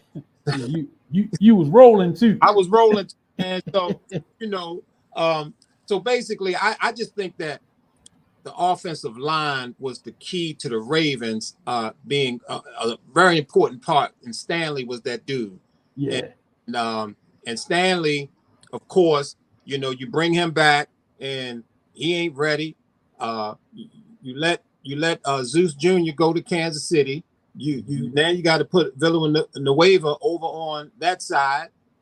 He can't handle that side. The offensive line was crazy. Lamar gets hurt playing behind this line. He's being sacked more than almost any quarterback. I think he might have been the second most sacked during that time. So to me, the offensive line, now you got Stanley back, and now he's just taking his time, getting moving. Now he's full time. That center that he drafted is going to be a stud. I mean, the dude is he just, you know, sometimes he get tossed a little bit from some strong guys, but other than that, which that strength is going to come, and it's coming now. You can see him getting a little bit stronger, and he's going to be a beast. I just look at this Ravens team as being a serious Super Bowl contender, and I don't know if Hill, the quarterback for Buffalo, I know he's got an elbow injury or something from that last game. So I think the Ravens, man, and if the boy the safety come back, Williams, I mean, man, he's a ball hog. Yeah, he's a ball hog. Yeah, he looking good. And then I love what I'm saying. The rookie from Michigan. What's his name? Ajabo, you know, giving up some pass rush. Yes. And the thing about it, I thought about that 2000 defense. Now, I don't compare nobody to that, but what they had that I think was overlooked was the depth. You know what I'm saying? When you take Sam Adams and Goose out of the game, and you put Larry Webster and you know what I'm saying? You're really not missing much. You know what I'm saying? And they fresh. You can keep them guys fresh. You're not letting them get ran down and tired. You know what I'm saying? Third and fourth quarter, man, they still fresh. True. You know, and you know when your defense is fresh, they get off the field. You know, they not giving up long sustained drives. You know what I'm saying? And what's key to a secondary is a pass rush. Yeah. If you got a good pass rush, the secondary tend to look elite. No question. You know what I'm saying? They start to look a little bit more better than what they are, because when you putting pressure on them quarterbacks, they tend to give it up a little bit more. You know, you putting that pressure on them, and they you know, like I always used to say, like a guy like what's our guy name that quarterback for the Cleveland Browns a couple years ago, Baker Mayfield. Yeah. Baker Mayfield could look great for 3 quarters. I'm talking about look like, yeah, he great, take that next level turn. And sure as shit, you put some pressure on him, he gonna give something up. Oh yeah. You know, he gonna give it up. And I think that's the thing the Ravens defense really been missing is a consistent pass rush. Pass rush. You know, without having to do, you know, blitzing all the time. You know, if you can get pass rush with your front four, you know, them big boys up front, and then you can do some things with your linebackers. You know what I'm saying? You could do some stuff with your linebackers that where you take some more chances. You can take a few more chances. You know, where you're not giving up big plays in space. And now that you got a linebacker that can cover some space and he can tackle, you know, and I think that was overlooked a lot too. Absolutely. You had guys that could hit, but they wasn't tackling nobody. Poor tacklers, almost level of poor tacklers. Them guys. Yeah. Yeah. So, you know, I stand on that. You know what I said. We haven't had nobody tackle like that at that position since '52. Yeah. You know what I'm saying? I stand on that. Yeah, that's a big move for them. It's a great move to bring him in. And again, man, I was worried about the Costa a little bit, man, because you know some of these draft picks, man. I mean, when you select a player in the first round or the second round, you want them to be. Yeah. I mean, that's a stud that you drafted. Yeah. And when you pick Hayden Hurst number 1, or you pick Owe number 1, who didn't have any sacks, and he's still not looking like a number 1 pick to me at this point. He don't look natural in his movements and having moved. I was worried about him, man. There's some other picks, you know, he'd have made, you know, and another thing that I thought when they had Zadarius Smith, and he had signed, and then he recognized that, oh, okay, my value is a little bit more. Hey, look, guys, I've just found out I'm worth a little bit more. So come on, can y'all help me out here? Mm-hmm. I wanted the Ravens to work that out. Yeah.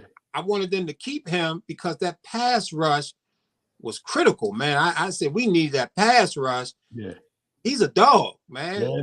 Dog, and leading the league in sacks right now. Him and Judon, I think going into Sunday's game, they was tied. So I wanted that dude to come back to Baltimore, but bringing this guy on, I think Hamilton's getting better, and the center's getting better. Jabo coming on. I mean, this is a serious team here. That offensive line is looking good. They're running the ball.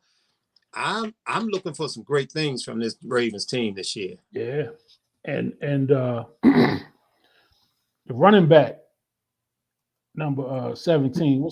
I swear. Drake. Yeah, Kenyon Drake. Yeah, he can boogie. He can boogie, man. When he get it going. Yeah, he you know, he a little shifty. I like him, and he got some power too. When he not no Gus Edwards, but when he get going downhill on you, he tough to stop. Yeah, he's a good running back, man. I like him. Great pickup. But him and Gus, I mean, I'm hoping Gus is just, nicked up a little bit and that he'll be back. It didn't sound like he had a major injury, to Gus, because the couple games he played, he was running hard. Yeah, Gus was running hard, man. He was running so hard. I was afraid he was gonna get hurt. Yeah. I was watching him. I said, "Damn, man, are they running hard too soon?" Yeah. He was Gus is a truck, man. He's a load. He's a load to deal with. This Ravens team, and another move that I like. Like I say, I think DeCosta is really coming into his own now, and I like the move. Now I don't know who make the decision, but he is the GM. I like that they let the defensive coordinator go. Yeah. I mean, all this blitzing and all of that. Okay, that's fine. But I just wasn't happy with Wink, man, and the defense. I just thought they needed a change there, and I like that move. Yeah. I know a lot of people wanted Roman gone, mm-hmm. and when Wink got let go, it was a little surprise. People thinking maybe Roman would have left, but I like the move of letting Wink Martindale go. I learned, especially with football. I wasn't a football player. I'm a football fan. So I learned to not think I know more than what I know. Mm-hmm. You know what I'm saying? So I hate when I watch I hear people talk about, the game plan or, the play calling. When we don't know what the game plan is, and we don't know what the play call is. Yeah, I mean, your eyes can deceive you sometimes. You think, you can think you're seeing something. And you got to remember, when you're watching the games, the television is focused on the ball. Mm-hmm. So the ball starts at the line of scrimmage, and if it's a pass play, it's going to the quarterback. So you're not really seeing what's going on downfield unless you're at the game. Very limited. You know what I'm saying? So, yeah. And then when you get replays, then you kind of can see some stuff. Yeah, Lamar missed some passes. Mm-hmm. He missed some guys that's open, but they all do. Yes, indeed. Yeah. They all do. You know what I'm saying? And it's all good when you up. You know what I'm saying? Just like you said, you mentioned it with the Buffalo quarterback. Now, if that guy, if he's injured in a significant injury, what's that going to do to Buffalo season? Right. Because it's not like plug and play. You know what I'm saying? You're not going to replace what he can do. You know what I'm saying? You're not going to replace his production. No, you're not going to replace that dude. Nah, so I mean, man, it's football. Football is a violent sport. Shit happens, man. Injuries happen all the time. All the time.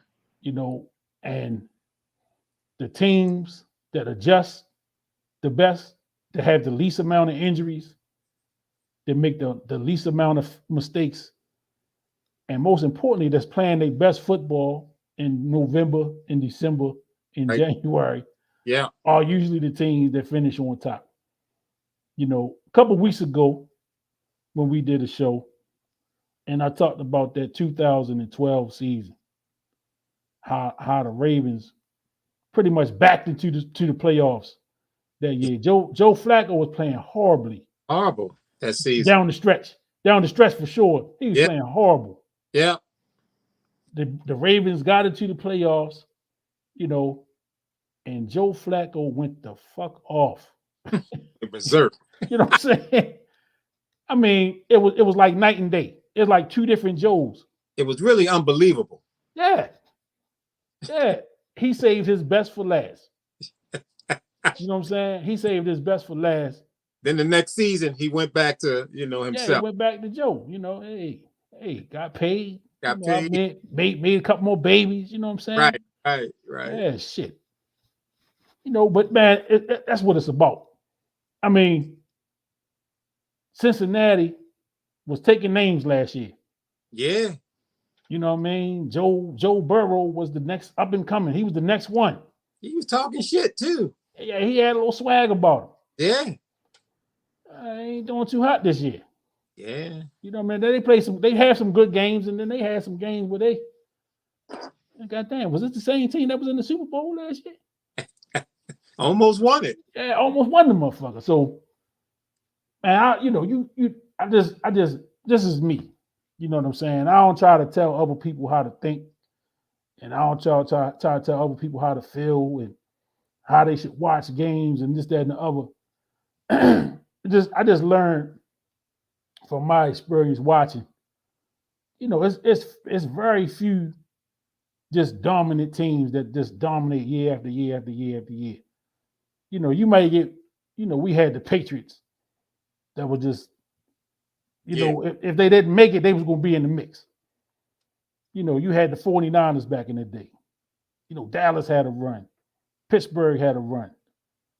You know, but not, it's just not something that you can count on. Remember how, just like I think Melvin brought it up earlier, how we felt about the Ravens after the 2000 season. You had football fans coming out of the woodwork. Yeah. People that I know for sure, for a fact, couldn't stand football became Ravens fans and fanatic.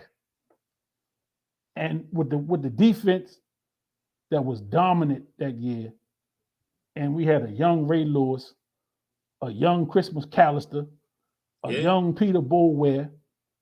I mean, we had some young pieces, man. We looking at, man, shit. We might can run off 2 or 3 of these motherfuckers. Man, you know what I'm saying?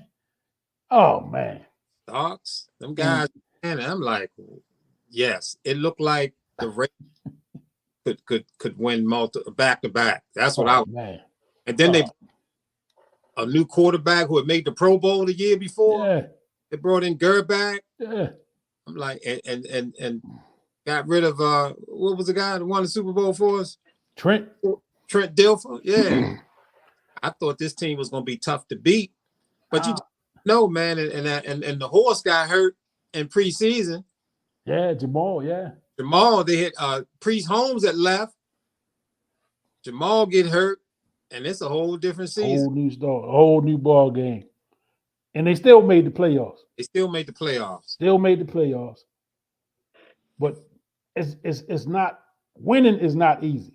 It is not, especially at that level. It is not easy to win games.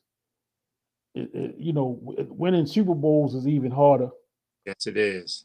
And I listen to the athletes, when they talk about how hard it is, the grind, how you have to be. You can't just show up. You know what I'm saying? And sometimes like fans are that. They fans, and I like now, I'm a big, like I read, like I go to the websites and I go to some of these sites and I read through the comments, and I can read through these comments. I say, man, here's a motherfucker. This person could not have competed in nothing ever. not even checkers. He couldn't have competed in nothing with some of these outlandish comments, man. Right, exactly. And the expectations that are put on some of these athletes. Yes. Like, yo, I mean, I ain't competed at nothing more than high school level. And it's competition. You're just not gonna show up and beat somebody. You gotta get out there and compete. And when you take somebody for granted, you're liable to get embarrassed. And we see it at every level. You know what I'm saying? We see it at every level of competition, whether it's high school, whether it's youth rec leagues, college, professional. At every level, we see, competition matters. Absolutely, man. You have to go out there and compete. Got to compete, man. I don't care what's on paper. Mm-mm. Yeah, what they say on paper, you got to go out there and play that game, and you got to play it at a high level. You got to prepare every week for every team. Yeah. NFL, you can't look at next week and say, oh, we play Carolina and beat them 35 or whatever the score was. I mean, you can't look at it like that. Mm-mm. And soon as you start looking at it like that, you're going to start getting some L's that you don't really deserve. You got to take everybody seriously. Yep. You got to, that film study is so important. And I think when it comes to the Ravens, I mean, John Harbaugh is a Hall of Fame coach in my eyes. I mean, based on his track record, based on what he's been through, based on his longevity, he done been there before. He know what it takes. Yeah. He's a Hall of Fame type coach, man. And I just don't see him allowing this Ravens team to go to sleep. I think he's the right coach. Ozzie ain't really gone nowhere. He's still there. He's still around. I still see him all in the draft and all that stuff. So he's around. And you know, that's one of the reasons why I like this guy Smith they brought in, because he was like a locker room leader for the Bears. He was a leader, man. And you start bringing leaders into the onto the team. That safety they brought from New Orleans, man, he's a leader. Yeah. You start getting them kind of guys on that team, man. And you know, the big 6'8" defensive lineman, man, he's a leader. Calais Campbell, you know, and Lamar is stepping up, man. Lamar barking at people now. He's slamming balls down. The ball. You know, they calm him down. Yeah. I ain't never seen him like that. I ain't never seen him like that. But I think it's a good sign. Yeah. I think it's a good sign, man. And that edge, that competitive edge. And I know he might wish he, you know, take it back, you know, showing it on the field like that. But these dudes, man, what's the corner? Peters. Yeah. You know, he's an emotional type player, man. And I like seeing that emotion, man, because this team is ready, man. Ready. Yeah. And see, that's another thing. You know, the emotion, you know, it's football. You know, you have to have a level of intensity and emotion. Yes. And sometimes, man, it's just gonna come out. Now, the fact that it's on TV, you know, a lot of people don't like that. Fans don't like that. Right. A lot of fans and a lot of people that have never been competitive in their life don't understand. You know, I mean, I remember in high school, you know, coach pulled me out of a game, and I'm pissed. I'm like, what are you taking me out for? You know what I'm saying? And I heard about it. You know, I heard about it in practice a couple days after that. Yeah. That you know, he felt like I was showing him up. You know, I just wanted to play. And in the game, that particular game brought that kind of emotion out of me. You know me, I'm not that kind of guy. I'm as laid back as they come. You know what I'm saying? But I was into it. I was hyped up a little bit. I wanted to play. I didn't want to come out at all. You know what I'm saying? And he pulled me out. And I went back in, but he pulled me out, man. I was heated. You know, it can happen. Yeah. But it happen. Man, that's, you know, I look at people, man. I read the comments because I'm on these pages and I'm on these different sites, and because I'm trying to bring some energy to my situation. You know, trying to see what works for other people, and podcasting and you know, sports and all that stuff. So I just, you know, I go for that. I go and look to see. And so sometimes, like you said, when I see these reactions or when I see these comments, I'm like, come on, man. Right. You know, but I know people get invested. You know, people are invested in the teams that they watch. Yes, they are. The teams that they watch and the teams that they love. Whether they have any kind of football knowledge or not. Yes. They are invested. and like Melvin said it, man, you know, in Baltimore, football went to a whole nother level when the Ravens won that first Super Bowl. Yeah. Because you start to see football teams popping up out of nowhere. Yeah. You know, youth teams, semi-pro teams. You know, I think the high school football took another step above.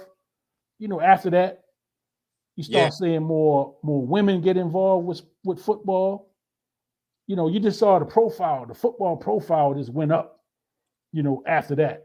Big time. And in the city, you know, and then economically, it was a big thing. Yeah. Because you got football players, you know, you got Ravens players doing appearances at restaurants and sports bars, and you know, they showing up at people's at the clubs and at the parties, and it's just a different energy. I remember that. I guess it was that following year, 2001. I know it was around that time. It was around that 2000, 2001. I just fell into a spot. I think I told you, spot fell into down there in Canton. Yeah. And ran into your boy Russell. Okay. Yeah.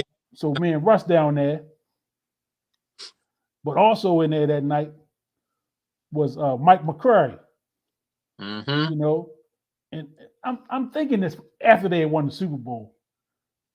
Because he had that flare, that air bottle. He was glowing. You know what I mean? He had that little extra in his bop. Right. You know, so I'm thinking it was after the Super Bowl. You know, but I remember seeing him.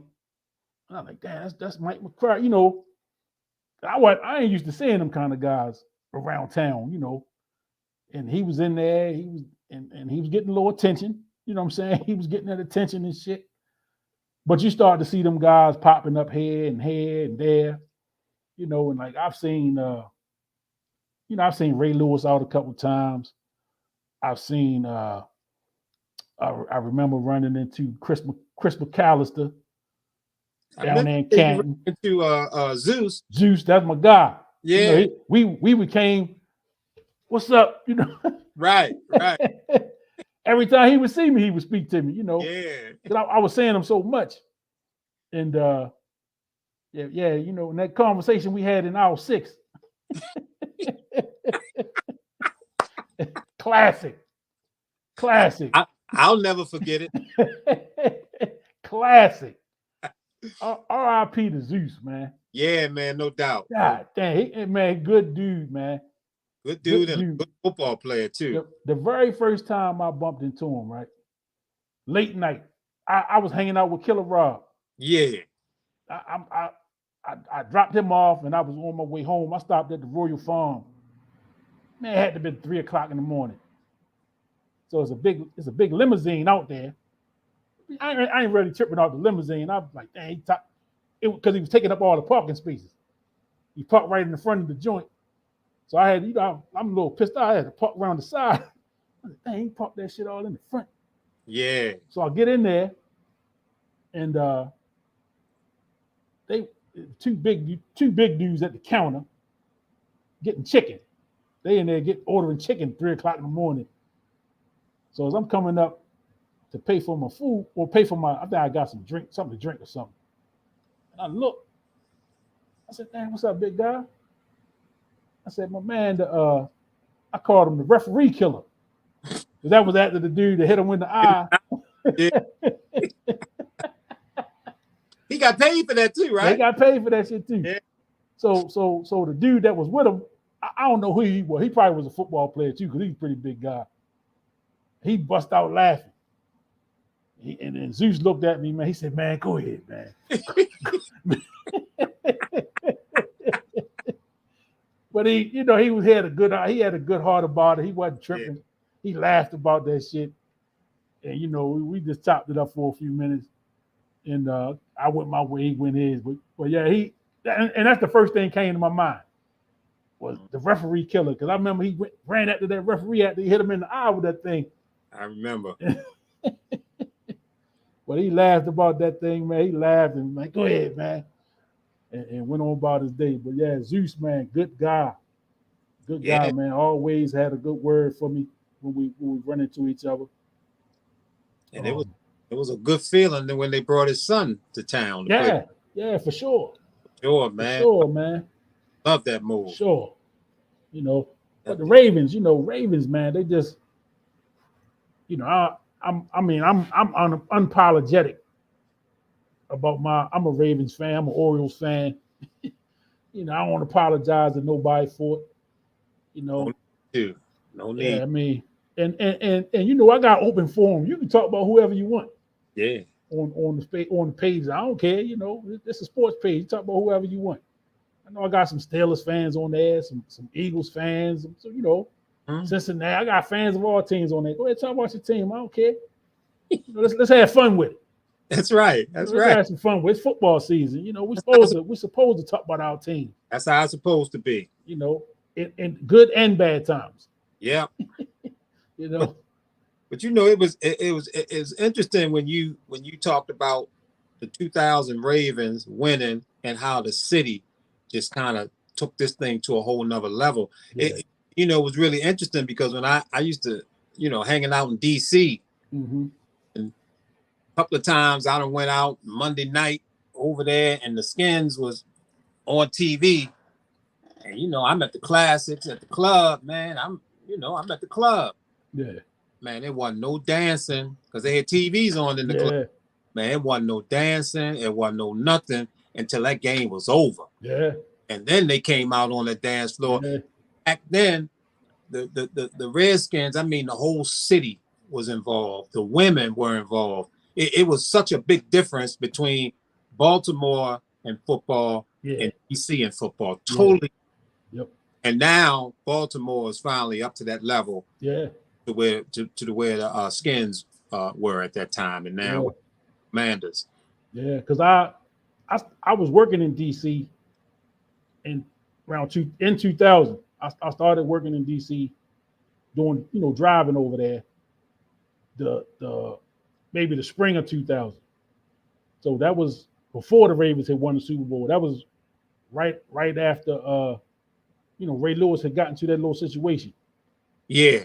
And I remember, that was the year that Washington had signed Bruce Smith and Deion Sanders, and there was another one. It was another big free agent. Like Hall of Fame worthy free agent that they signed at that time. But listening to Washington sports radio, that's when I kind of learned how fanatic, DC people was about them Redskins, man. Because I would see it from a periphery. You know what I'm saying? I didn't go to DC too much until that time. I've been a few times here and there. Albert Hainsworth. Who said that? God damn it. Somebody said that. Let me give him credit. Barnett Matthews. Cuz, what's up? Albert Hainsworth. Yeah. And Albert got the money, and Albert caused some hell over there because he wasn't producing. Albert wasn't producing, man, but I remember. Yeah. I learned so much about fanatic because I wasn't fanatical about nothing but the Orioles up until that point. I like the Ravens, but I know we had this conversation before. I was lukewarm on them for them first couple of years. I didn't just jump all the way in. Yeah, me too. I was lukewarm like a motherfucker them first couple of years because I didn't like the way we got the team. No, it was ratchet, man. Yeah, I wasn't a fan, especially the way we lost the coach. Right. So I felt like, how we celebrating this when this like the same shit happened to us? It was ratchet. Yeah. So I was lukewarm at first, and around 98 is when I kind of started to see, okay, this I'm getting into it now. I want to be somewhere where I can watch the game every Sunday. From start to finish, it became like ritual for me then, because before I would make plans on Sundays. Well, yeah, I'm gonna go ahead and do this. Me too. Yeah. Yeah. So yeah, but it all started coming together for me around 98. When they first bought Rod Woodson. I think 98 was his first year. Yeah, they brought him in. I think Bo Ware was a rookie in 98. I don't know when Shannon Sharp came. Shannon Sharp came the Super Bowl year. Super Bowl year, okay. Yeah, he came to Super Bowl year. Yeah. But just watching how they put that thing together. Yeah, it was nice, man. It was the young nucleus, and the young defense. Perfect mix. Perfect mix. Man. Oh man. Perfect. Oh man. Matter of fact, I heard that they had they said that they played the trailer to the 30 for 30. Oh, there. Yeah. When is that coming out? I heard that's coming out in February. Yeah, that's gonna be interesting. That's gonna be real interesting, That's man. gonna be interesting. Yeah. 30 for 30 for that 2000 Ravens team, that defense. Yeah. I got to make sure I'm locked in for that. So I guess that's gonna be around Super Bowl time. Yeah, I guess so. January. Yeah. I just remember hearing somebody say that they played the trailer to it already. Yeah. So it's out there. Yeah. So I'm gonna have to look for that. Look that up. Yeah. Look for that one. Yeah. See, Albert signed for $100 million. Yeah, they was hard on Albert, boy. But they ain't go nowhere, did they? The Skins. Nah, they ain't do nothing that year. And that and the fact that the Ravens did was a shock to everybody. Yeah. You know, because like I said, I was down there every day. So I would they didn't talk too much about the Ravens. You know, they didn't say too whole lot about the Ravens. And I remember when they were in the playoffs and I was down there and old Doc Walker, he said, man, that you know, the Ravens, they're not gonna wow you on offense. He said, man, but when they play, he said on defense, they're not giving up nothing. Yeah. You know what I'm saying? He said, and it don't matter who they playing against. You know what I'm saying? He said they're not giving up nothing. And he said, really, I wouldn't be surprised if they didn't lose another game. Wow. You know, and this was at the end of the season. They had already been on a nice run. Yeah. Okay. You know, they had already been on a nice run. This is Yeah. probably right before the playoffs. Yeah. And he said, I wouldn't be surprised if they don't lose another one, just because of the way they play defense. Mm-hmm.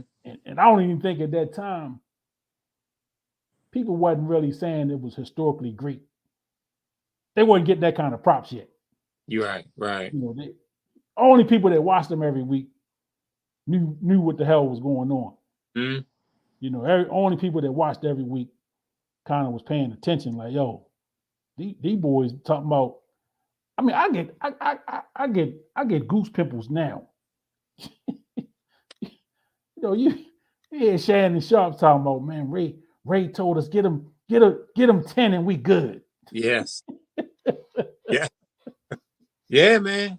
The fuck? Just thinking about those games and how that took place and that 5-game stretch of no touchdowns. Touchdown and Matt Stover winning, I think 3 of those games, and we lost. I mean, man, that was some sensational stuff, man. And I mean, and then the whole thing with Tony Banks at quarterback and how inconsistent he was, and finally they bring in Trent Dilfer, and give him I mean, they can't give him the whole playbook. He was playing with a watered down playbook. Look, you just gonna do this play. I mean, it was ABC really, and just sensational, man. And the thing, and I know I talked to you about this, is when I saw that game where they played the Dallas Cowboys. Yeah. And I know some of the younger guys, they only know Madden but from being on the game, but he was a hell of a commentator. He knew what the hell he was talking about. And in that Dallas game, he was saying, he said, man, this looks like a Super Bowl team to me. Yeah. This defense is one of the best I've seen. And he said, because the Ravens had a running game, because Jamal Lewis was Jamal Lewis was ridiculous, man. Jamal Lewis, one of the most underrated running backs in the history of the NFL. Yeah. I mean, the guy rushed for over 2,000 yards one year, and they don't even really talk about that. Nah. one of the most underrated ball players, man, ever. And the Ravens, man, you know, they man, John Madden said, man, this team looked like they can win the Super Bowl. And that's exactly what happened. Yeah. And I think, you know, because the expectations were so low, I felt like they could be good. I just didn't. If you'd have asked me, there's no way I can go back and tell you that I thought that team was going to the Super Bowl when that season started. No way. There's no way. There's no way. And if anybody in August of 2000 told you with certainty No. this is a Super Bowl team, they lying. You asked them what were they drinking? And smoking. Right. Right. Hey, there's no way. So I think the run, the week to week, like you say, going through that 5-game stretch with no touchdown. I mean, yeah. Think about it was people we really thought, man, we might not never score another touchdown. As the games piled up, you think yes, 1 game, 2 game, 3 game, 4, 5 game, we ain't scored a touchdown. We might not never score another. Right. And then, Trent coming in threw one, and it was almost like a big sigh of relief, like, whew. Do you know what the city of Baltimore would do to the Ravens now if they went 5 straight games? Can you imagine? Man, they might burn that motherfucker down, man. I'm telling you, you might find Lamar hanging from a tree. Oh my goodness, man! With social media, oh my gosh, oh man, it'd be ridiculous. And there'd be a lot of suicide too. It would be suicide and mental health. Yeah, people be losing it. Yeah, people would be losing their shit. You got motherfuckers. Remember, you had the radio guy. So he gonna broadcast from the roof. Yeah. Till they score a touchdown. Imagine the stunts that we would see now. Oh man. With everybody got social media. Everybody got cameras now. Right. Man, I ain't coming off this roof. Until they win a game. Exactly. 5 games in a row. Mm-mm. This town would dirt. Yeah, they would lose it. And that's that fanatical shit, man. Right. That's that fanatical. And the thing that kept the Ravens in Baltimore with a sense of sanity was the fact that defense was so good that they won 3 of them games anyway. Anyway, yeah. Ain't that something? Amazing. Ain't that something? Amazing. And through that whole run, you win the Super Bowl 2000, 2001 defense come back. I mean, still it wasn't 2000, but they were still goddamn good. Yeah. And then, oh God, they drafted the quarterback of the future. So now we got a young quarterback to go along with this young defense that we got. Right. A young Edward Reed, right. A young T Sizzle. Yeah. Ray Lewis leading them. Yeah. And Kyle Bowler leading the offense. Kyle Bowler. Them years right there. I guess he was drafted in what, 2003, 2002, something like that, 2003, I think. Their first round pick. From 2002-3 to 2006, when Steve McNair, when they were traded for McNair. We was top 5 in defense damn near every year. Yeah, pretty much. Damn near every year. Yeah. Top 5. And the years we suffered.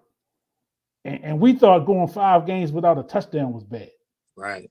We hadn't seen nothing. We didn't know that the worst was yet to come. Wasted years, man. The worst was yet to come. Yet to come, man.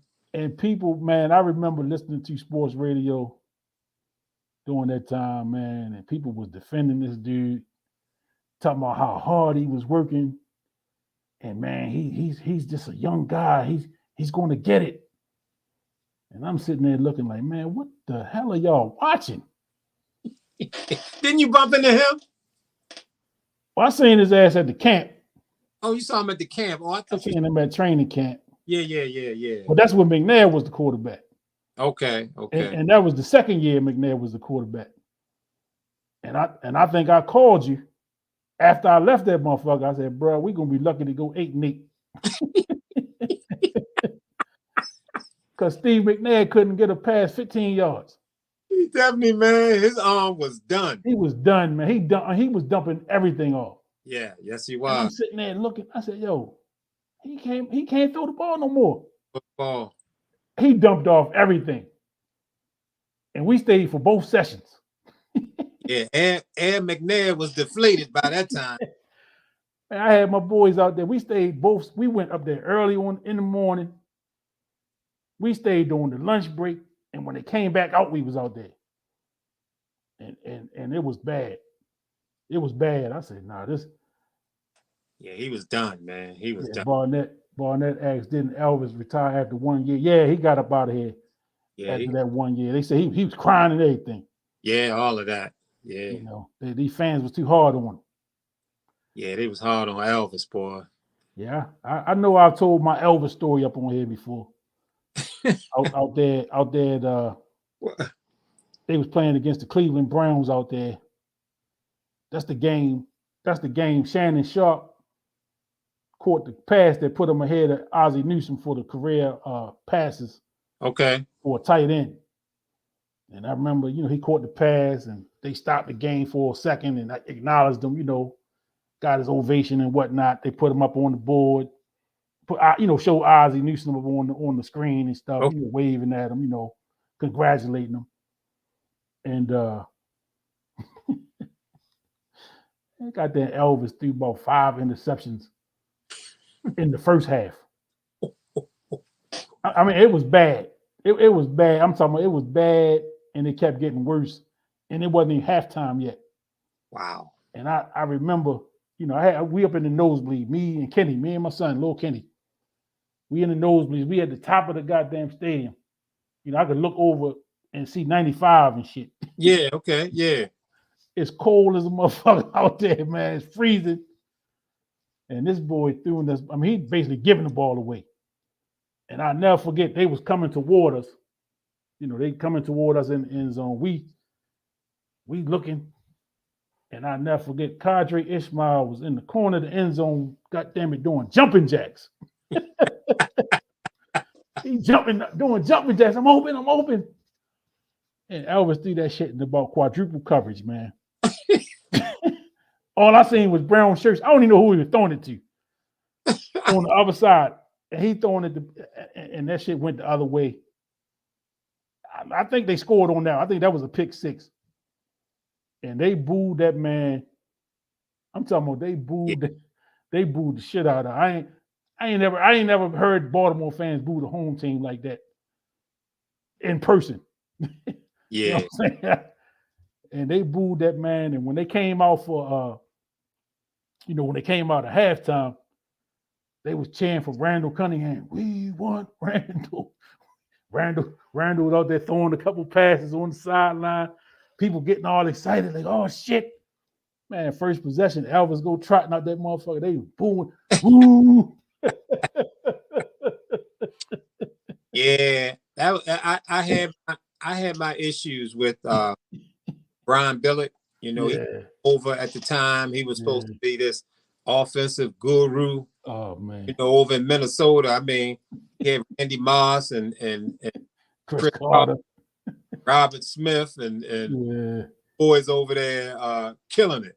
Randall was the quarterback, and he came over with that label of being this offensive guru, and I was so not impressed with him.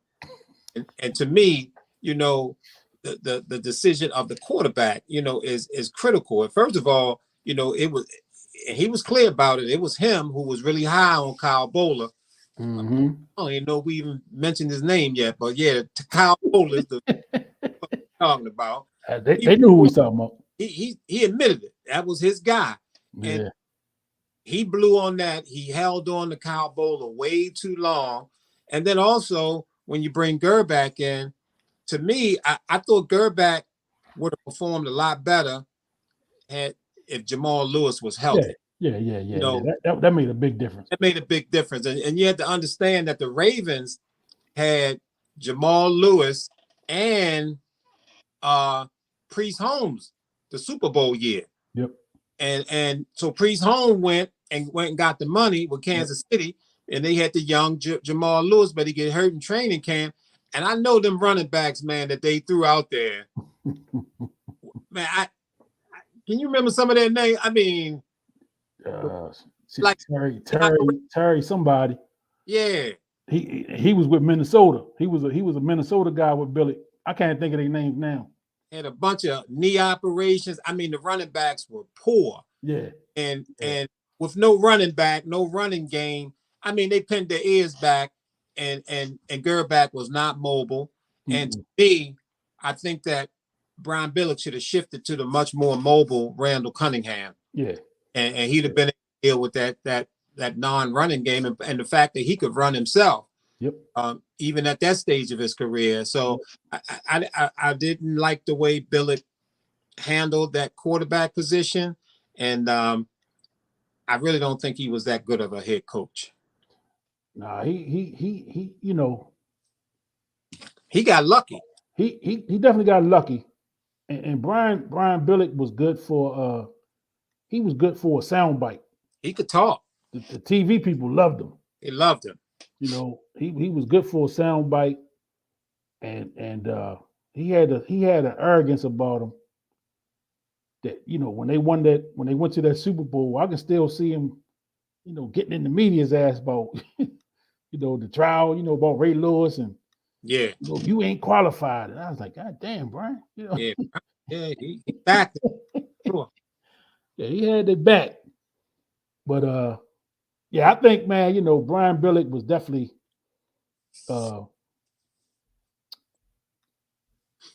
overrated for sure. He was the right guy for that 2000 team, though. He came in right. He came in at the right time, and he was the right guy for that team. I think, but you know, when you win a Super Bowl, that give you a little leeway. It do, yeah. It give you a little leeway, and I think he overstayed his welcome. Yeah, by a couple years, especially during them Kyle Bowler era, Kyle Bowler era, and going to get Steve McNair was the proof of that. Yeah, you know, because the roster. I mean, they made it. There was a few changes, but basically Steve McNair had the same roster as the year before, and they went 13-3. They went 13-3. I remember 13-3. But you know, prior to that training camp where I seen him, he was done, man. He was done in that playoff game because he didn't play well at all in that playoff game. Nah, he was done. He was done. Like he had shot his load in the regular season. Yeah. And you know, Father Time is, as they say, undefeated. And you never know when he's gonna show up. You could really see his arm getting weaker as the season went on. Yeah. Yeah, Steve McNair, R.I.P. to Steve. Yeah, no doubt. He had a great career coming from what was the college he came from? Was it HBCU college or just Alcorn State? Alcorn State, you know, so down there in that SWAC. Yeah, down in that SWAC, you know, and just to let you know some of these young guys that's out there going to HBCUs or considering them. I mean, if you can ball, man, they'll find you. Yeah, that's you know. Yeah, they'll find you. That's one of the biggest misconceptions. You know, that's Barnett made that comment there. Yeah. Ever since Goose had him on the divisional round versus the Ravens. So he got McNair too. Yeah. He got McNair. Right? Because I remember when he got old boy with the Raiders. In the AFC Championship game. Rich Gannon. Oh yeah, he put all his weight on it. All his weight on it. Yeah. Rich Gannon bore the brunt of all of that. Damn. Yeah, those some good times, man. It's funny, man. That's 22 years ago, man. 22, 23 years ago that the Ravens won that 2000 Super Bowl. Just you know, and there's a whole slew of fans, Ravens fans, who just weren't around during the time. So I think that this 30 for 30 will really open their eyes up to a lot that went on. It's going to even open our eyes up. Yeah. Because even the media coverage back then compared to now is night and day. Yep. So yeah, that's something to look forward to. I can't wait. I can't wait for that. Yeah, that's gonna be good. Yeah, I'm definitely got locked in for that, and I'm a sucker for stuff like that. Yeah, absolutely. You know, them little period pieces, man. They take you back. You know, kind of put you back in that mind frame, and then, you know, we also become prisoners of the moment. Mm-hmm. You know, it's a lot of people. They, you know, we still reverting back to, you know, Ray Lewis wouldn't have, you know, Ray Lewis wouldn't have, or Ray Lewis would have, you know. Yeah, we can't let it go. It's some people, man. We get stuck in that time, man. Hey, man. And we cannot let that shit go. Yeah, you get spoiled, man. You get spoiled. Yeah, you know? I knew pretty early that dude was different. Yeah. And for like, you know, for a minute, man, it just seemed like, man, Ray ain't gonna never retire, man. Ray 17 years. Ray, I vaguely, not even vaguely, I remember this conversation, man, you had almost like it was yesterday. And you said, man, Ray the type motherfucker, they gonna have to carry his ass off the field. It ain't gonna be over for Ray till they goddamn carrying him up off on a stretcher. So Ray, it's over, baby. Right. It's over, man. And listen, that's it. Right. Yeah, and damn near, man. Damn near, you know, he almost had. Well, he fucked his arm up. Ray was goddamn taking juice out of the deer. What was that all about? The antler juice. Antler juice. Ray said, yeah, somebody told him that'll help his injury. You know, that's what I'm telling you. Ray wasn't trying to give it up. And he the thing about Ray Lewis, man, I mean, even in his 17th year, that dude never stopped hitting. Mm-mm. He never stopped hitting. Mm-mm. Mm-mm. 17 years in the league, and that dude was hitting. If you look at some of those, there's some pretty good videos of Ray out there on YouTube. Yeah, I watch him. The dude was hitting hard, man, in his 17th year, in his 16th year. Hitting. Yeah, Ray, man. True legend. I mean, it's hard to say, you know, what was that Ray Lewis moment. You know, damn. You know, you can say Mike Jordan and the last shot against Utah. Yeah.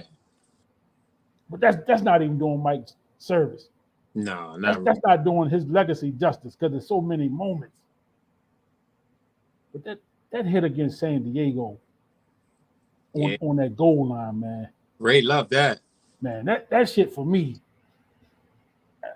I just remember jumping out of my goddamn seat. Oh yeah. Because you're nervous. You're like, yo, this the game right here. It ain't no, if they score, that's it. Man, Ray shot through that goddamn hole. Damn near as soon as the boy was handing the ball off, he was boom. Yeah. And I'm in the house jumping. Yeah. And that was kind of late in his career. That was late. That was Harbaugh was the coach. Harbaugh was coaching that game. Because I remember they panned right to Harbaugh, and he jumping around and shit. Yeah. And I remember him saying, you know, man, that's one of the greatest plays I ever seen. And this Harbaugh talking, you know, after the game, he couldn't control himself. You know, they might have had to check his goddamn depends after that game and shit. You know what I mean? Yeah, Ray got such a his body of work, man, over them years was just extensive. It was just so much. Yeah. I think the big play against Tennessee, he picked the ball off and took it back for the score, because those some of the younger fans don't remember that either. Is that Baltimore, Tennessee was like Pittsburgh. Oh man. You talking about some? Oh man, they were some of the greatest games, man. Football, man. I'm gonna tell you, I was a little disappointed when they broke that AFC Central up. Yeah. Oh yeah. Because that Baltimore Jacksonville was tough too. That was tough too. Yeah. They were some tough games. Tough. I went to this Baltimore Jacksonville game in '99, and Tony Banks went off. He might have had 5 touchdowns that game. I think he did. I think and they ended up losing the game. They lost the game at the end. Yeah. But man, that was a hell of a game. Yeah. That was a hell of a game, man. And Jacksonville was one of them teams we just couldn't seem to beat them. We couldn't beat them, man. We couldn't beat them. And they came back the next year and got them. They had a good team, man. Jimmy Smith, Cardell, Keenan McCardell, left-hand quarterback, Brunell, Mark Brunell. Yeah, they was tough. Fred Taylor. I mean, they was, man. Yeah, they was tough, man. Tough team, man. Yep. But yeah, that Tennessee matchup. The Tennessee. Whew. Tennessee had my man. What my man? They called him the Freak, Jerome Kersey. Man, that team was tough. Derek Mason was out there. They on that team. And I'm game. Matter of fact, they went to the Super Bowl, what, 99? Yeah, 99, yeah. Came up a little short. Came up short at the end. Well, was about a yard and a half short. Oh, the yard and a half. Yeah, Eddie George up on that team. Yep. I mean, and that coach, man, he was hard as nails. Fisher. Steve Fisher. Yeah. Yeah. Yeah. I mean, that was serious rivalry. Yeah, that was, and then Pittsburgh. Mm-hmm. And I know Cuz was watching. Barnett, he's a Steeler fan, Yeah. I try not to hold that against him, Whenever that come up, I say he married into the family. You know what I'm saying? He married it. It happened. It happened. He married in. But yeah, man. You always have those fans. Like there's a hell of a lot of Cowboy fans in DC. Oh yeah. And there's a hell of a lot of Steelers fans in Baltimore. Yes, it is. Make it even sweeter when we beat them. Yeah, definitely. Definitely. Make it even sweeter when we beat them. And speaking of the Steelers, I don't hear a whole lot from the Steelers fans this year. No, not these days. Hey Barnett, I know you're watching, right? Because I see you just commented. I ain't heard a lot from you this year. You know what I'm saying? Now I know the Ravens haven't played the Steelers yet, but I'm just wondering. You know what I'm saying? He said he watched football before Baltimore had a team. Well, I did too. Yeah. Well, I remember Baltimore had a team once upon a time. Now, right. Well, before I know you're a little younger. You're a little young guy, so right. You know what I'm saying. You may not go back to the Baltimore Colts, right? But I got that in my memory. And they stole the Colts from us. Yes, they did. Let's not forget that. Right. Oh, okay. The Steelers, we doing the best we can. Okay. All right, I'm gonna take that.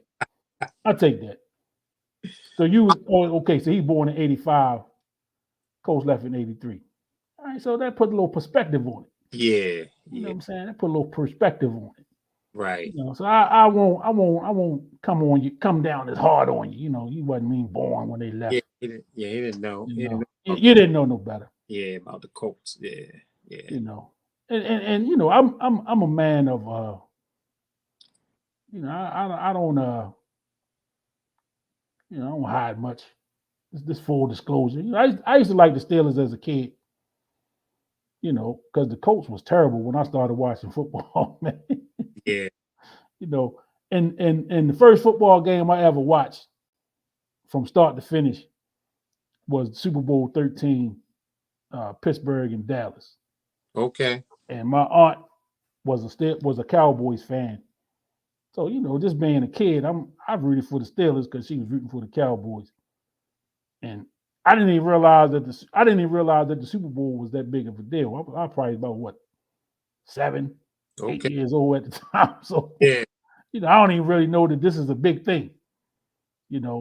I just know we watched that game and Steelers won, and I set my little whatever, and then they won the next year. So I said, well, they must be pretty good, Yeah. So I wasn't a Steeler fan like fanatical, but I liked them. I like the players Bradshaw and Terry Bradshaw, Franco, Lynn Swan and the boys, man. All guys. Yeah, So I can say that now. I wouldn't. Yeah, I mean, I watched him. I wasn't a Pittsburgh fan because they used to beat up on the Colts, and but throughout my life, and I go back. I watched the Colts and the Jets when Joe Namath. Yeah, so you can take it back a little further. Back there, so I watched the Colts play Pittsburgh back then, and to me, that Pittsburgh Steelers team was one of the most dominant teams that I had seen. So yeah. Take my hats off, and I take my hat off to the Steeler organization because I mean they've been able to maintain, man, a high level up there with that team, man, and Tomlin and the way things have been going with that team. I'm a little bit disappointed that they did not handle the transition from Big Ben to the new. They didn't handle that well, and I think they should have had a quarterback in there already with that transition, and then they weren't able really to get a super high pick. Did that guy go in the first round? Pickett? They picked him in the first round. I'm not sure. I'm not even sure. I'm not even sure. Transition of Big Ben retiring to bringing in this new thing. I don't think it went as smoothly, as seamless as it could have been. Yeah. And Big Ben, like a lot of them, they hang on a little too long. He probably played a year too longer than he should have. Yeah. But I remember his debut. I do that. I do too. I remember that debut well. Yes. And I knew from that day, I said, this motherfucker gonna be a problem. Then I think we won the game. But I said, this dude gonna be a problem. Yeah. That was his first. What was it? Woodley got hurt. That was that quarterback Woodley? That was damn, number 8. He went to he was the USFL MVP or the XFL MVP. Tommy Maddox. Maddox got hurt. Tommy Maddox got hurt. And in came Big Ben. Ben was a rookie and he came in. And he went to work. And I kept looking, and I might have called you that day. Yo, this dude gonna be a problem, man. He had the Ravens on the ropes. Yeah, man. I mean, he looked real comfortable. He looked good, man. He looked real comfortable right away. He never lost that starting job. Nah. Great quarterback. And I'm saying that had to have been 2002, around the same time when we had our little young quarterback. We might have got ours a year later. Yeah. I know they was close. I know they was in that same time frame. Close by. And so you done got to the point where you can't even say the man's name, huh? Yeah, he kind of removed from my memory bank, I know he wore number 7, and something about that number, because didn't what's the name wear that number too? The kicker that missed the goddamn field goal in New England. Cundiff, Billy Cundiff. Yeah.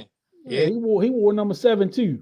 And then Bowler changed. Did he change? He changed the number 8. No, he went from 8 to 7. He went from 8 to 7. He went from 8 to 7. Ain't make no difference. Nah, that didn't make no difference for him. Yeah, I see. We go back. We go back a little bit. So we got some shit, man. We've been doing sports shows for years without being on the radio. Yeah, on the air. Absolutely. Yeah, that goddamn story you told about getting the guy you work with the football and shit.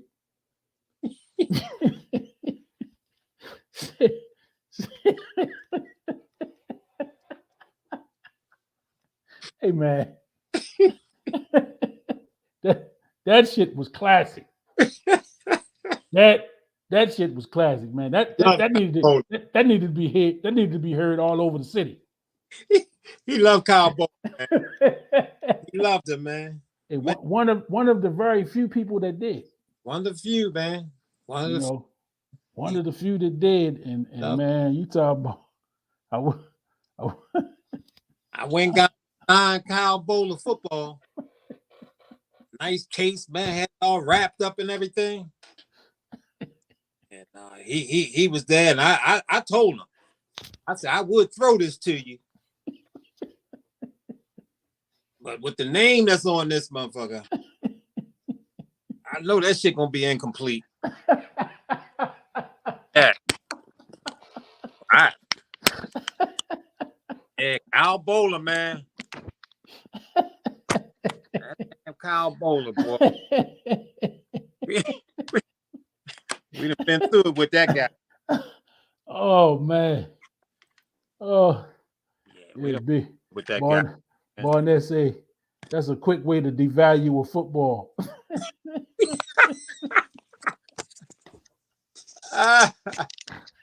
Yeah. God damn. Yeah, okay, man. But yeah, but we made it through them years. Yeah, we did. We made it. We made it through them years, and yeah, we made it through. We were locked. Yeah, it was tough. It was tough.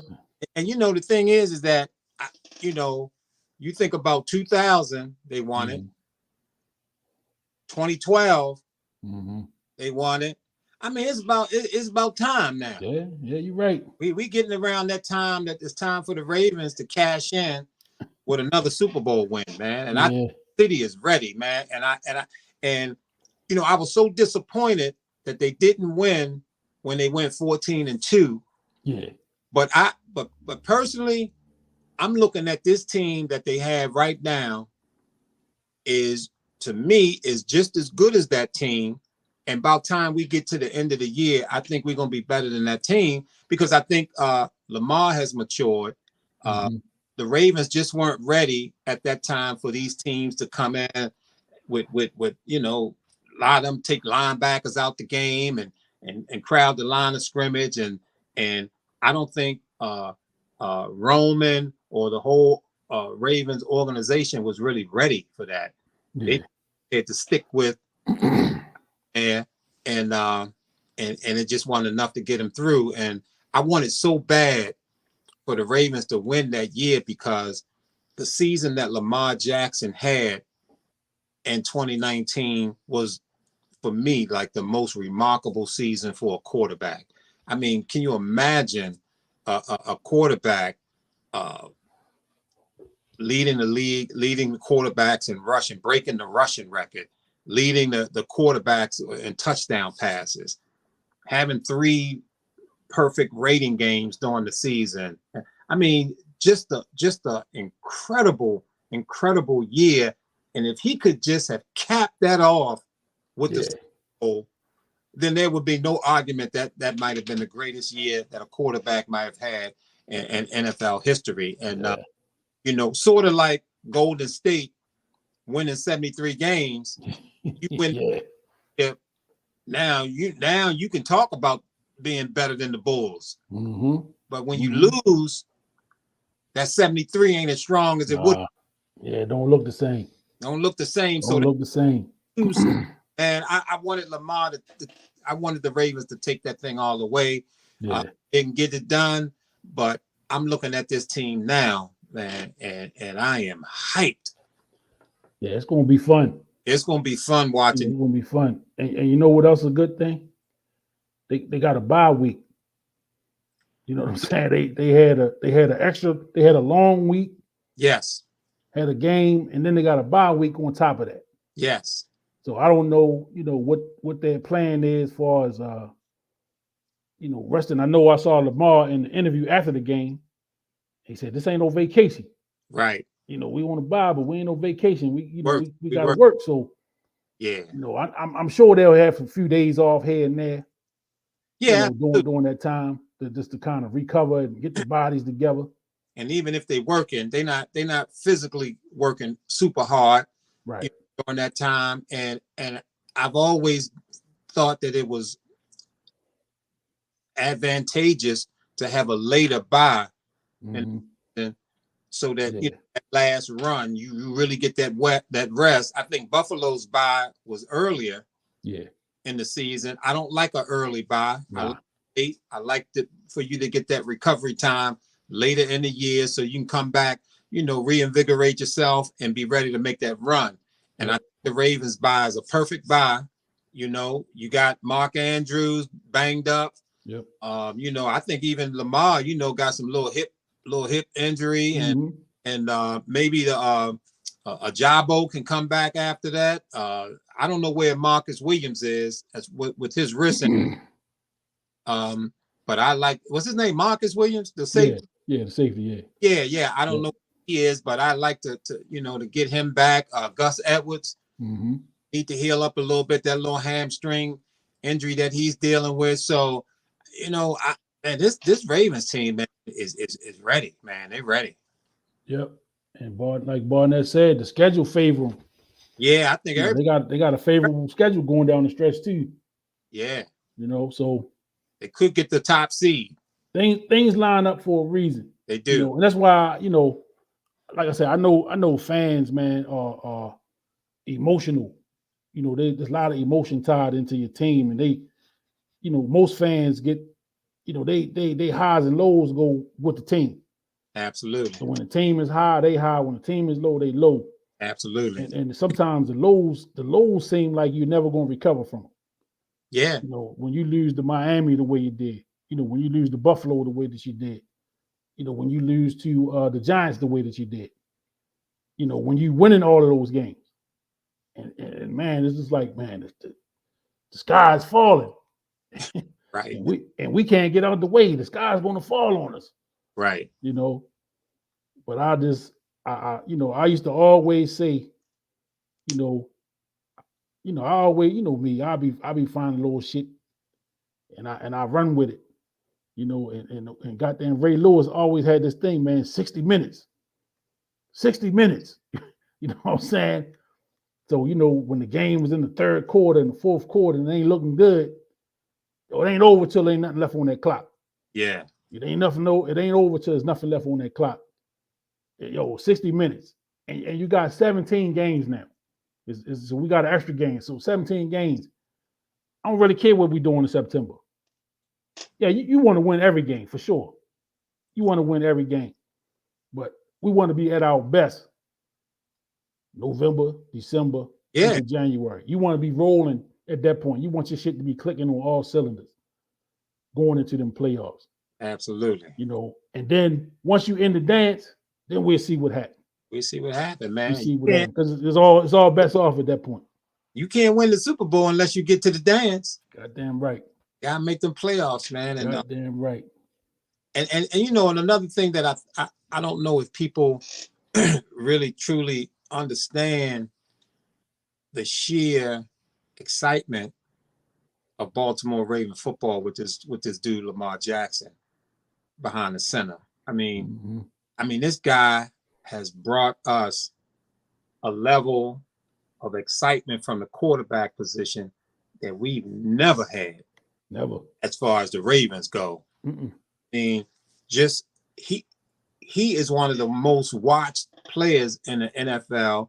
All of the games that he played, the ratings are really high. That's why I love having him on the Ravens on national TV. I mean, Lamar Jackson is a much show. I mean, you got to watch the dude. Yeah. Must see TV. Yeah. And for him to be our guy, man, I mean, it's a blessing, man. It's a blessing, because I can tell you, I would have been a big fan of his. If he was somewhere else. Because I was a huge Michael Vick fan. Yeah. And that guy was like that. Yep. And so wherever Lamar was, I was gonna be a fan. I already know that. Have him here in that purple down at M&T playing for Baltimore is truly a blessing for us. Beautiful. Yeah, I love it. I love it, man. I love it. I really don't want to say it no other way. Yeah. I don't want to say it no other way, man. Love it, man. Love it. And the thing is with a guy like Lamar, and the fact that, okay, the whole deal of him coming in, they saying he should switch positions and he's a running back and all this crap that was going on. But see, the fact that his numbers speak for themselves. Yeah. I mean, The guy one-loss record, and I mean they threw some stat up there. I can't even remember what it was, but he like what 25-2 or something, or so, I don't even remember what the stat was. But this dude has been getting it done. Yeah, you know, he's been getting it done, and then when you look at the fact that he don't have an agent, he handling things himself. Yeah, that's another dimension. Yeah, That's another dimension. You know that they don't like. They don't. I mean, just like we talked about Kyrie and all of that thing, man, most of the agents are Jewish. Yeah. And him handling his own business is a dimension, man, that a lot of people ain't happy about. So hence you hear a lot of the talk. I've been hearing a lot of talk about why would you pay Lamar that kind of money when you have what's the backup name? Snoop, they call him Snoop. I can't think of what the kid's name is. When you got him as the backup. Yeah. I mean, he might can't do everything, but he's pretty close to Lamar. No, he's not. Matter of fact, I think he throw the ball better. He's this and that. And I'm telling the dude, like at work, like, do you know he lost every game that he quarterback? He ain't got no wins. Hey, preseason he played well, but the Ravens ain't lost a game in preseason in a long time. Mm-mm. It's been a whole slew of quarterbacks winning preseason. If you look at it, and I'm saying, if you look at it from that strategy, okay, he may not be Lamar, but he's kind of close, and you can use that money for other players. Yeah. You can use that with anybody. You can say, well, we don't need to pay Mark Andrews. Right. Like he can get there. He's you know, he may not be Andrews, but he's good. Yeah. That with any player. So that's nonsense to me. Yeah, and that's usually what you hear. Pretty much. When people talking, when they find something to not like about Lamar, it's usually some nonsense. Yeah, just over the summer, right? I went to a spot to get something to eat. I'm sitting at the bar, and I'm getting my grub on. Young lady sitting next to me, was sitting right by me, and we just started talking, chopping it up a little bit. And she said, "Well, you a Ravens fan?" I said, "Yeah, absolutely." And she said, "Yeah, me too. I'm a big fan. We go to the games, and it's a big deal around my house." I said, "Yeah, that's what's up. I said, I usually watch the games at the house, by myself. I need that peace when I watch it, So she, she laughed at me and shit.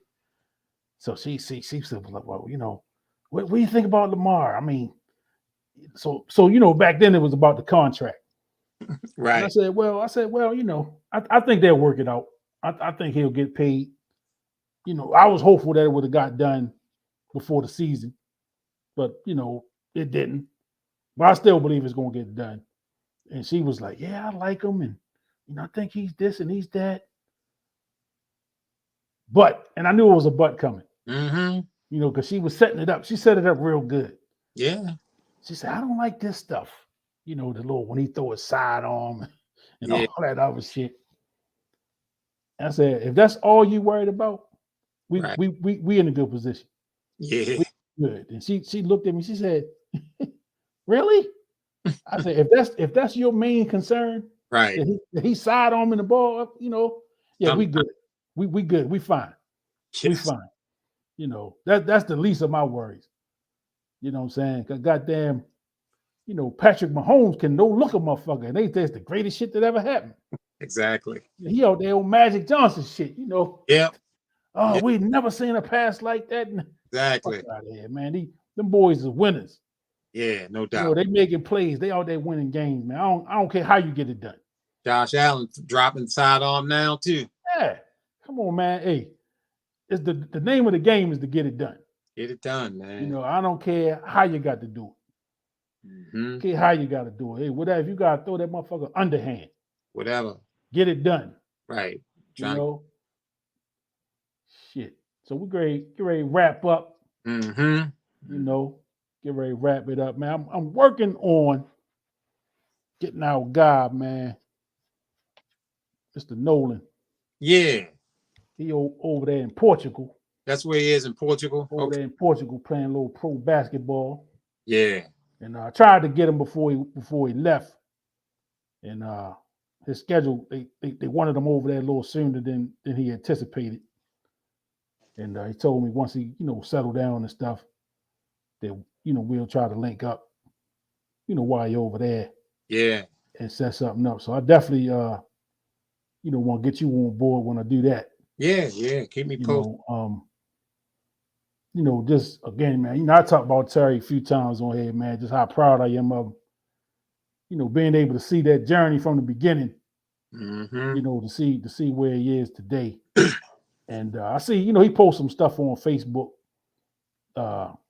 His dad keep me posted. His dad and mom and them was just over there. Okay. Yeah. About a month ago.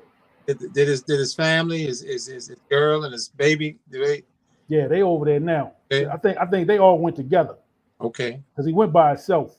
Yeah. He went initially by himself, and I think when mom and dad went, his girl and the baby went, and I think they stayed. Because he posts pictures down, with the baby and the wife and his girl. They over there, out in different spots. Yeah. Over there sightseeing and stuff like that. But yeah, man, just watching that young dude, man, watching his maturity, and I've had some conversations with him too. Just talking to him, man, just really proud of him. Like I say, we was there from the beginning. Kind of seeing that magic, man. Know what I'm saying? Yeah, really, really, man. Just a pleasure, man. To so be around him, man. He was such a good kid, man. Yeah. Like we would always say, a little emotional, but that thing. Yeah. Play the game. And he was emotional because he loved what he was doing and he wanted. Yeah. So just a real good story, man, to see Terry do what he do. And I think having him on, man, shucks, man. I'd absolutely be excited for that one. Yeah. Yeah, I can't wait to set it up. Just trying to get everything together. And I know he's busy, with his new job. Yeah, oh yeah. But definitely, man, we look forward to getting that set up and have some fun chopping it up with old T. Nolan. Yeah, yeah. AKA Superman. Superman. AKA Superman. Put that cape on, baby. It's time to go to work. Time to go to work, man. Don't forget your cape. Get your cape, man. And with that 30 for 30 coming up, in February, man, having some little pieces of we talked about it tonight, just having some memories, man, of that Super Bowl team, man. Yeah. To that 30 for 30, and that's definitely gonna be a nice discussion once that thing airs. Oh yeah. Yeah. Oh yeah.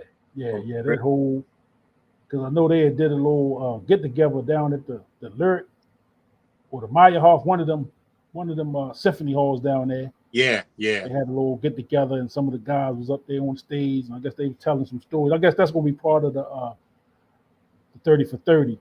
30, yeah. Yeah. So yeah, it's gonna be an exciting time, man. And now, wouldn't it be even nicer if it's coming out around the Super Bowl and these boys are in the Super Bowl too? Hey, man, that's what I'm talking about, man. Yeah, how sweet would that be? You talking about the city be on fire? How sweet would that be? And I'm gonna tell you another thing. Them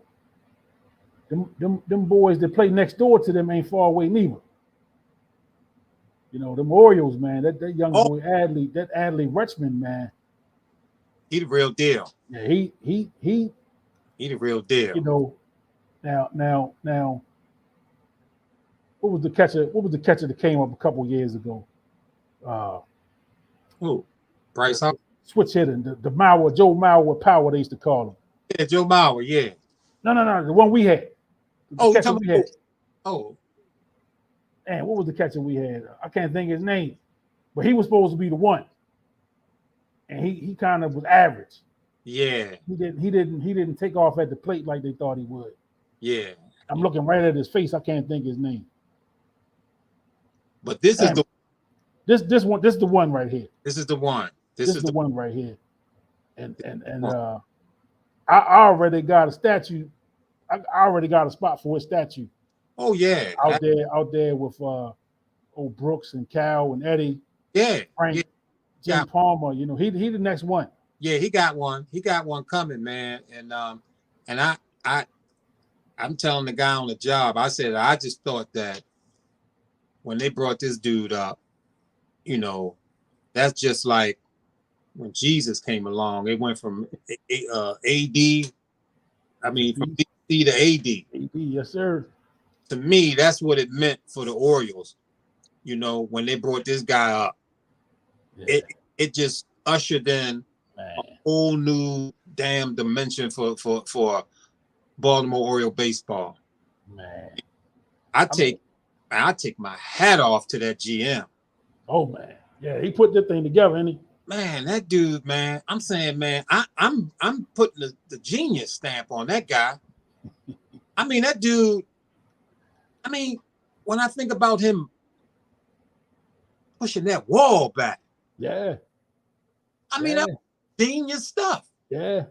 It make you wonder why they ain't do it sooner. Why they ain't do it sooner, man? Because they ain't had no genius there. They brought this guy. Man. He moved the damn wall back. Yeah, he pushed the wall back. Man, that was a genius move, man. Yes, it was. And I mean, he's saying things about the Orioles, when it's going to happen, when they're going to be competing. All these things that he's saying is coming to fruition. Yeah. I mean, there are some people like Serena, Venus and Serena's father, that everything he said came to fruition. Yep. I mean, this dude, man, it is tough, man. That GM they got is tough. And really, shit is happening ahead of schedule. It's ahead of schedule. Because I know he said at the start of this year, he talking about another 2 years. Right. And shit took off this year. And he talking about this off season, they in the mix. You know, he said that back in August. Yeah, they should be. Yeah, he said we in the mix this year. You know, we ahead of schedule. Yeah, they should be. We going for it. This team can compete. I hope the pitcher come along. Paul. Yeah.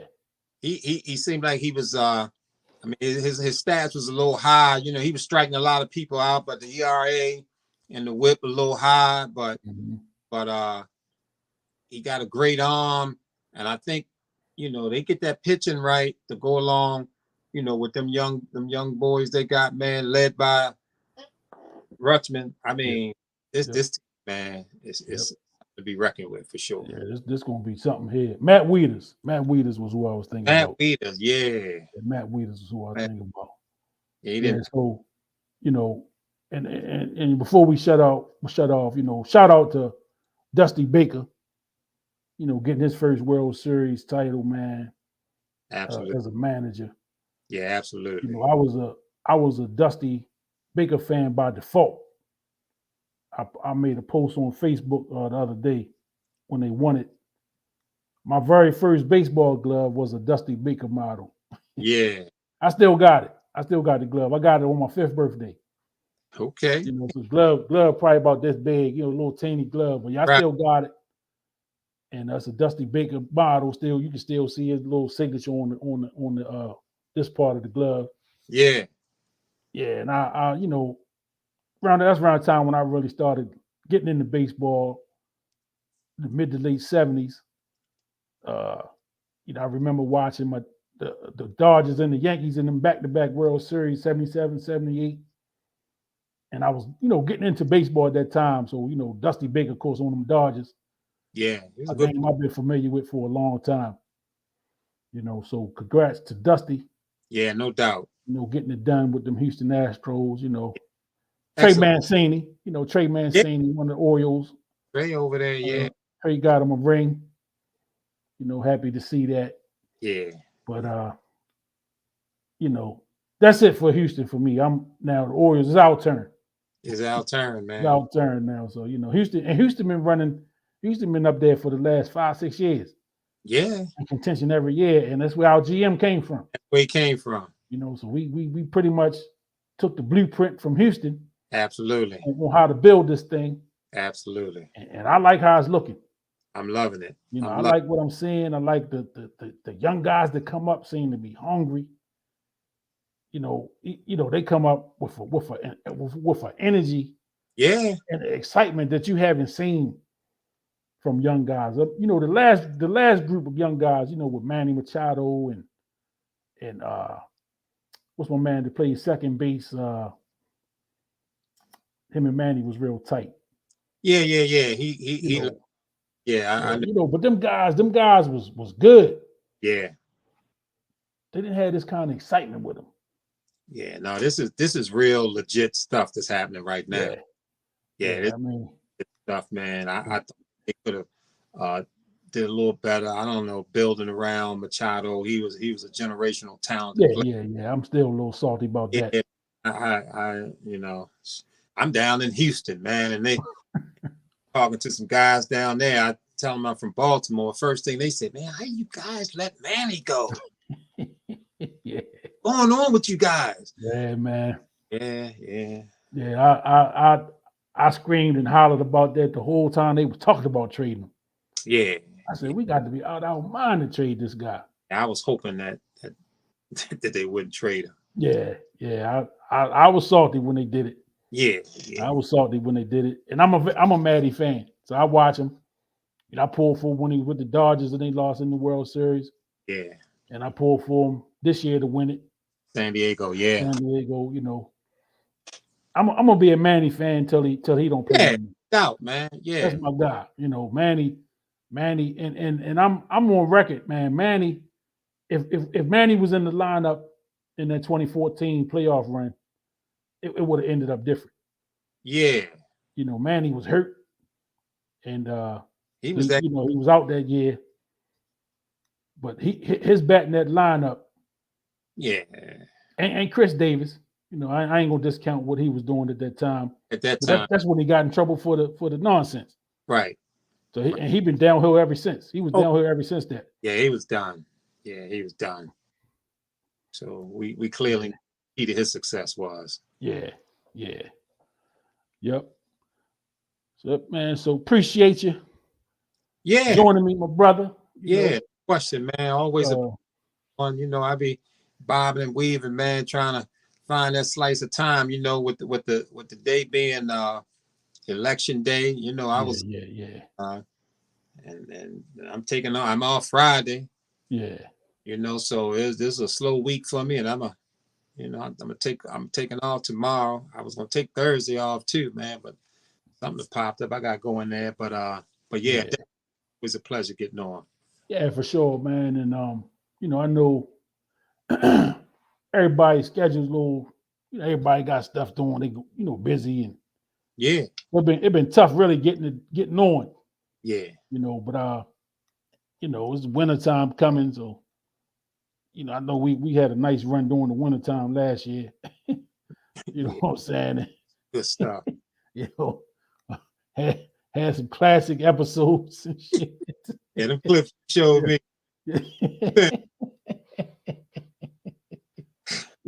Yeah. So and CB, I talked to CB this morning. Okay. And he told me he was gonna come on, but he said, man, but tonight is election night, and I gotta be on my, because he do some writing and he do some other stuff. Yeah. So he's like, you gotta pay attention to these races, for his thing. So I kind of figured he probably got caught up in that. Have to get on tonight. And couldn't get on tonight. But when he does come on, right, he gonna come with some heat. Oh, I know. We know he's gonna come with some heat. We know that. And like I said, we had a good conversation this morning. When he called me this morning about some other stuff, and we had a real good conversation. And when I brought up the video, the clip, yeah, I said, CB, man, you was on one, man. I said, bro, when you turned around and was talking to Malcolm, bro, I was done. I was done, man. That's clearly a classic. Yeah, that right there, you couldn't have scripted that. Right. Because that was a classic. He turned around. He said, "Man, I'm sorry, man." I said, "Oh man, this dude, that was perfect. That was that. What you know, you got that timing. You couldn't have timed that shit no better. That was perfect. That was perfect, man. That was perfect, man. And it was so organic and authentic because for one thing, man, I never knew that was a trigger for him. Oh yeah. Yeah, you found out in a major way. I found out. Yeah, he couldn't you found out because he ain't hold back on your ass. Not at all. You know, he said, what did he say? You know, he said, well, you know, what'd you say something about not trying to be something? And he said, well, I couldn't tell that 2 minutes ago. I couldn't tell that 2 minutes ago. That's what you wasn't trying to do. Then you got Cheese, and Cheese is the master instigator. Yeah. He's a master. Yeah, man. That whole setup. That's why I recorded them little pieces right there. Yeah. Oh yeah. Because I mean, I'm in here 2-3 o'clock in the morning in tears. I said, man, I got to put this part out right here. Man, I gotta get this out, you know, because the joint was about 3 hours long. Yeah. It was long. I said, nah, I gotta cut this. I gotta get this little piece right here. Right. Man, I was in here in tears laughing. Yeah. But that was, you know, that's what happens. You know, when you get to talking and you get to chopping it up, man, you get them classic moments like that. That was a great clip, man. And I'm looking forward to some more. Yeah. Plus we you know, we're a year in now. You know, a couple of weeks ago we had our 1 year anniversary of the sports mix. So, you know, we're a year in. Wow. Just trying to grow this thing, man. Yeah, happy anniversary. Yeah, I appreciate it. I appreciate it. You know, you's a big part of that shit. So man, sports mix, man. Keep it rolling. So yeah, we you know, keep it pushing. And then, you know, like say, we got to be that Iron Man sharpening each other. I know you got some stuff you trying to work on. Yeah. You know, we gonna push each other.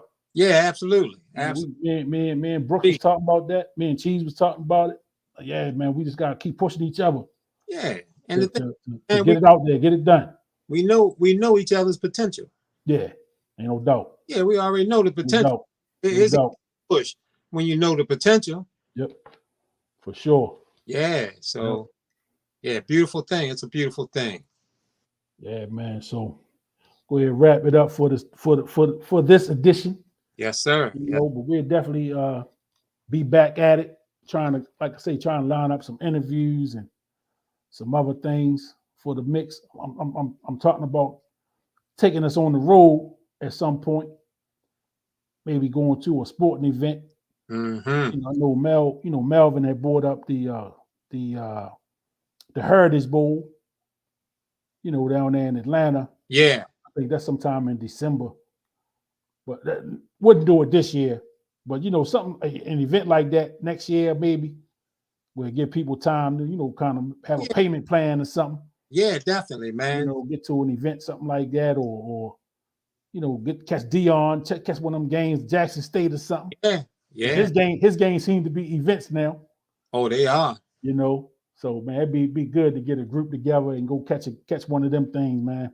Yeah, no doubt, man. You probably can you know, look at a year's schedule in advance and see some certain games and everything and throw them all in the pot and figure out one or two. And you know, we got some, you know, some HBCUs in the area, you know, Morgan and Howard and whatever. So it's a lot that probably can happen there. Yeah, absolutely. Yeah, but we're gonna wrap it up. Okay. And I'll be in touch. Thank everybody for tuning in.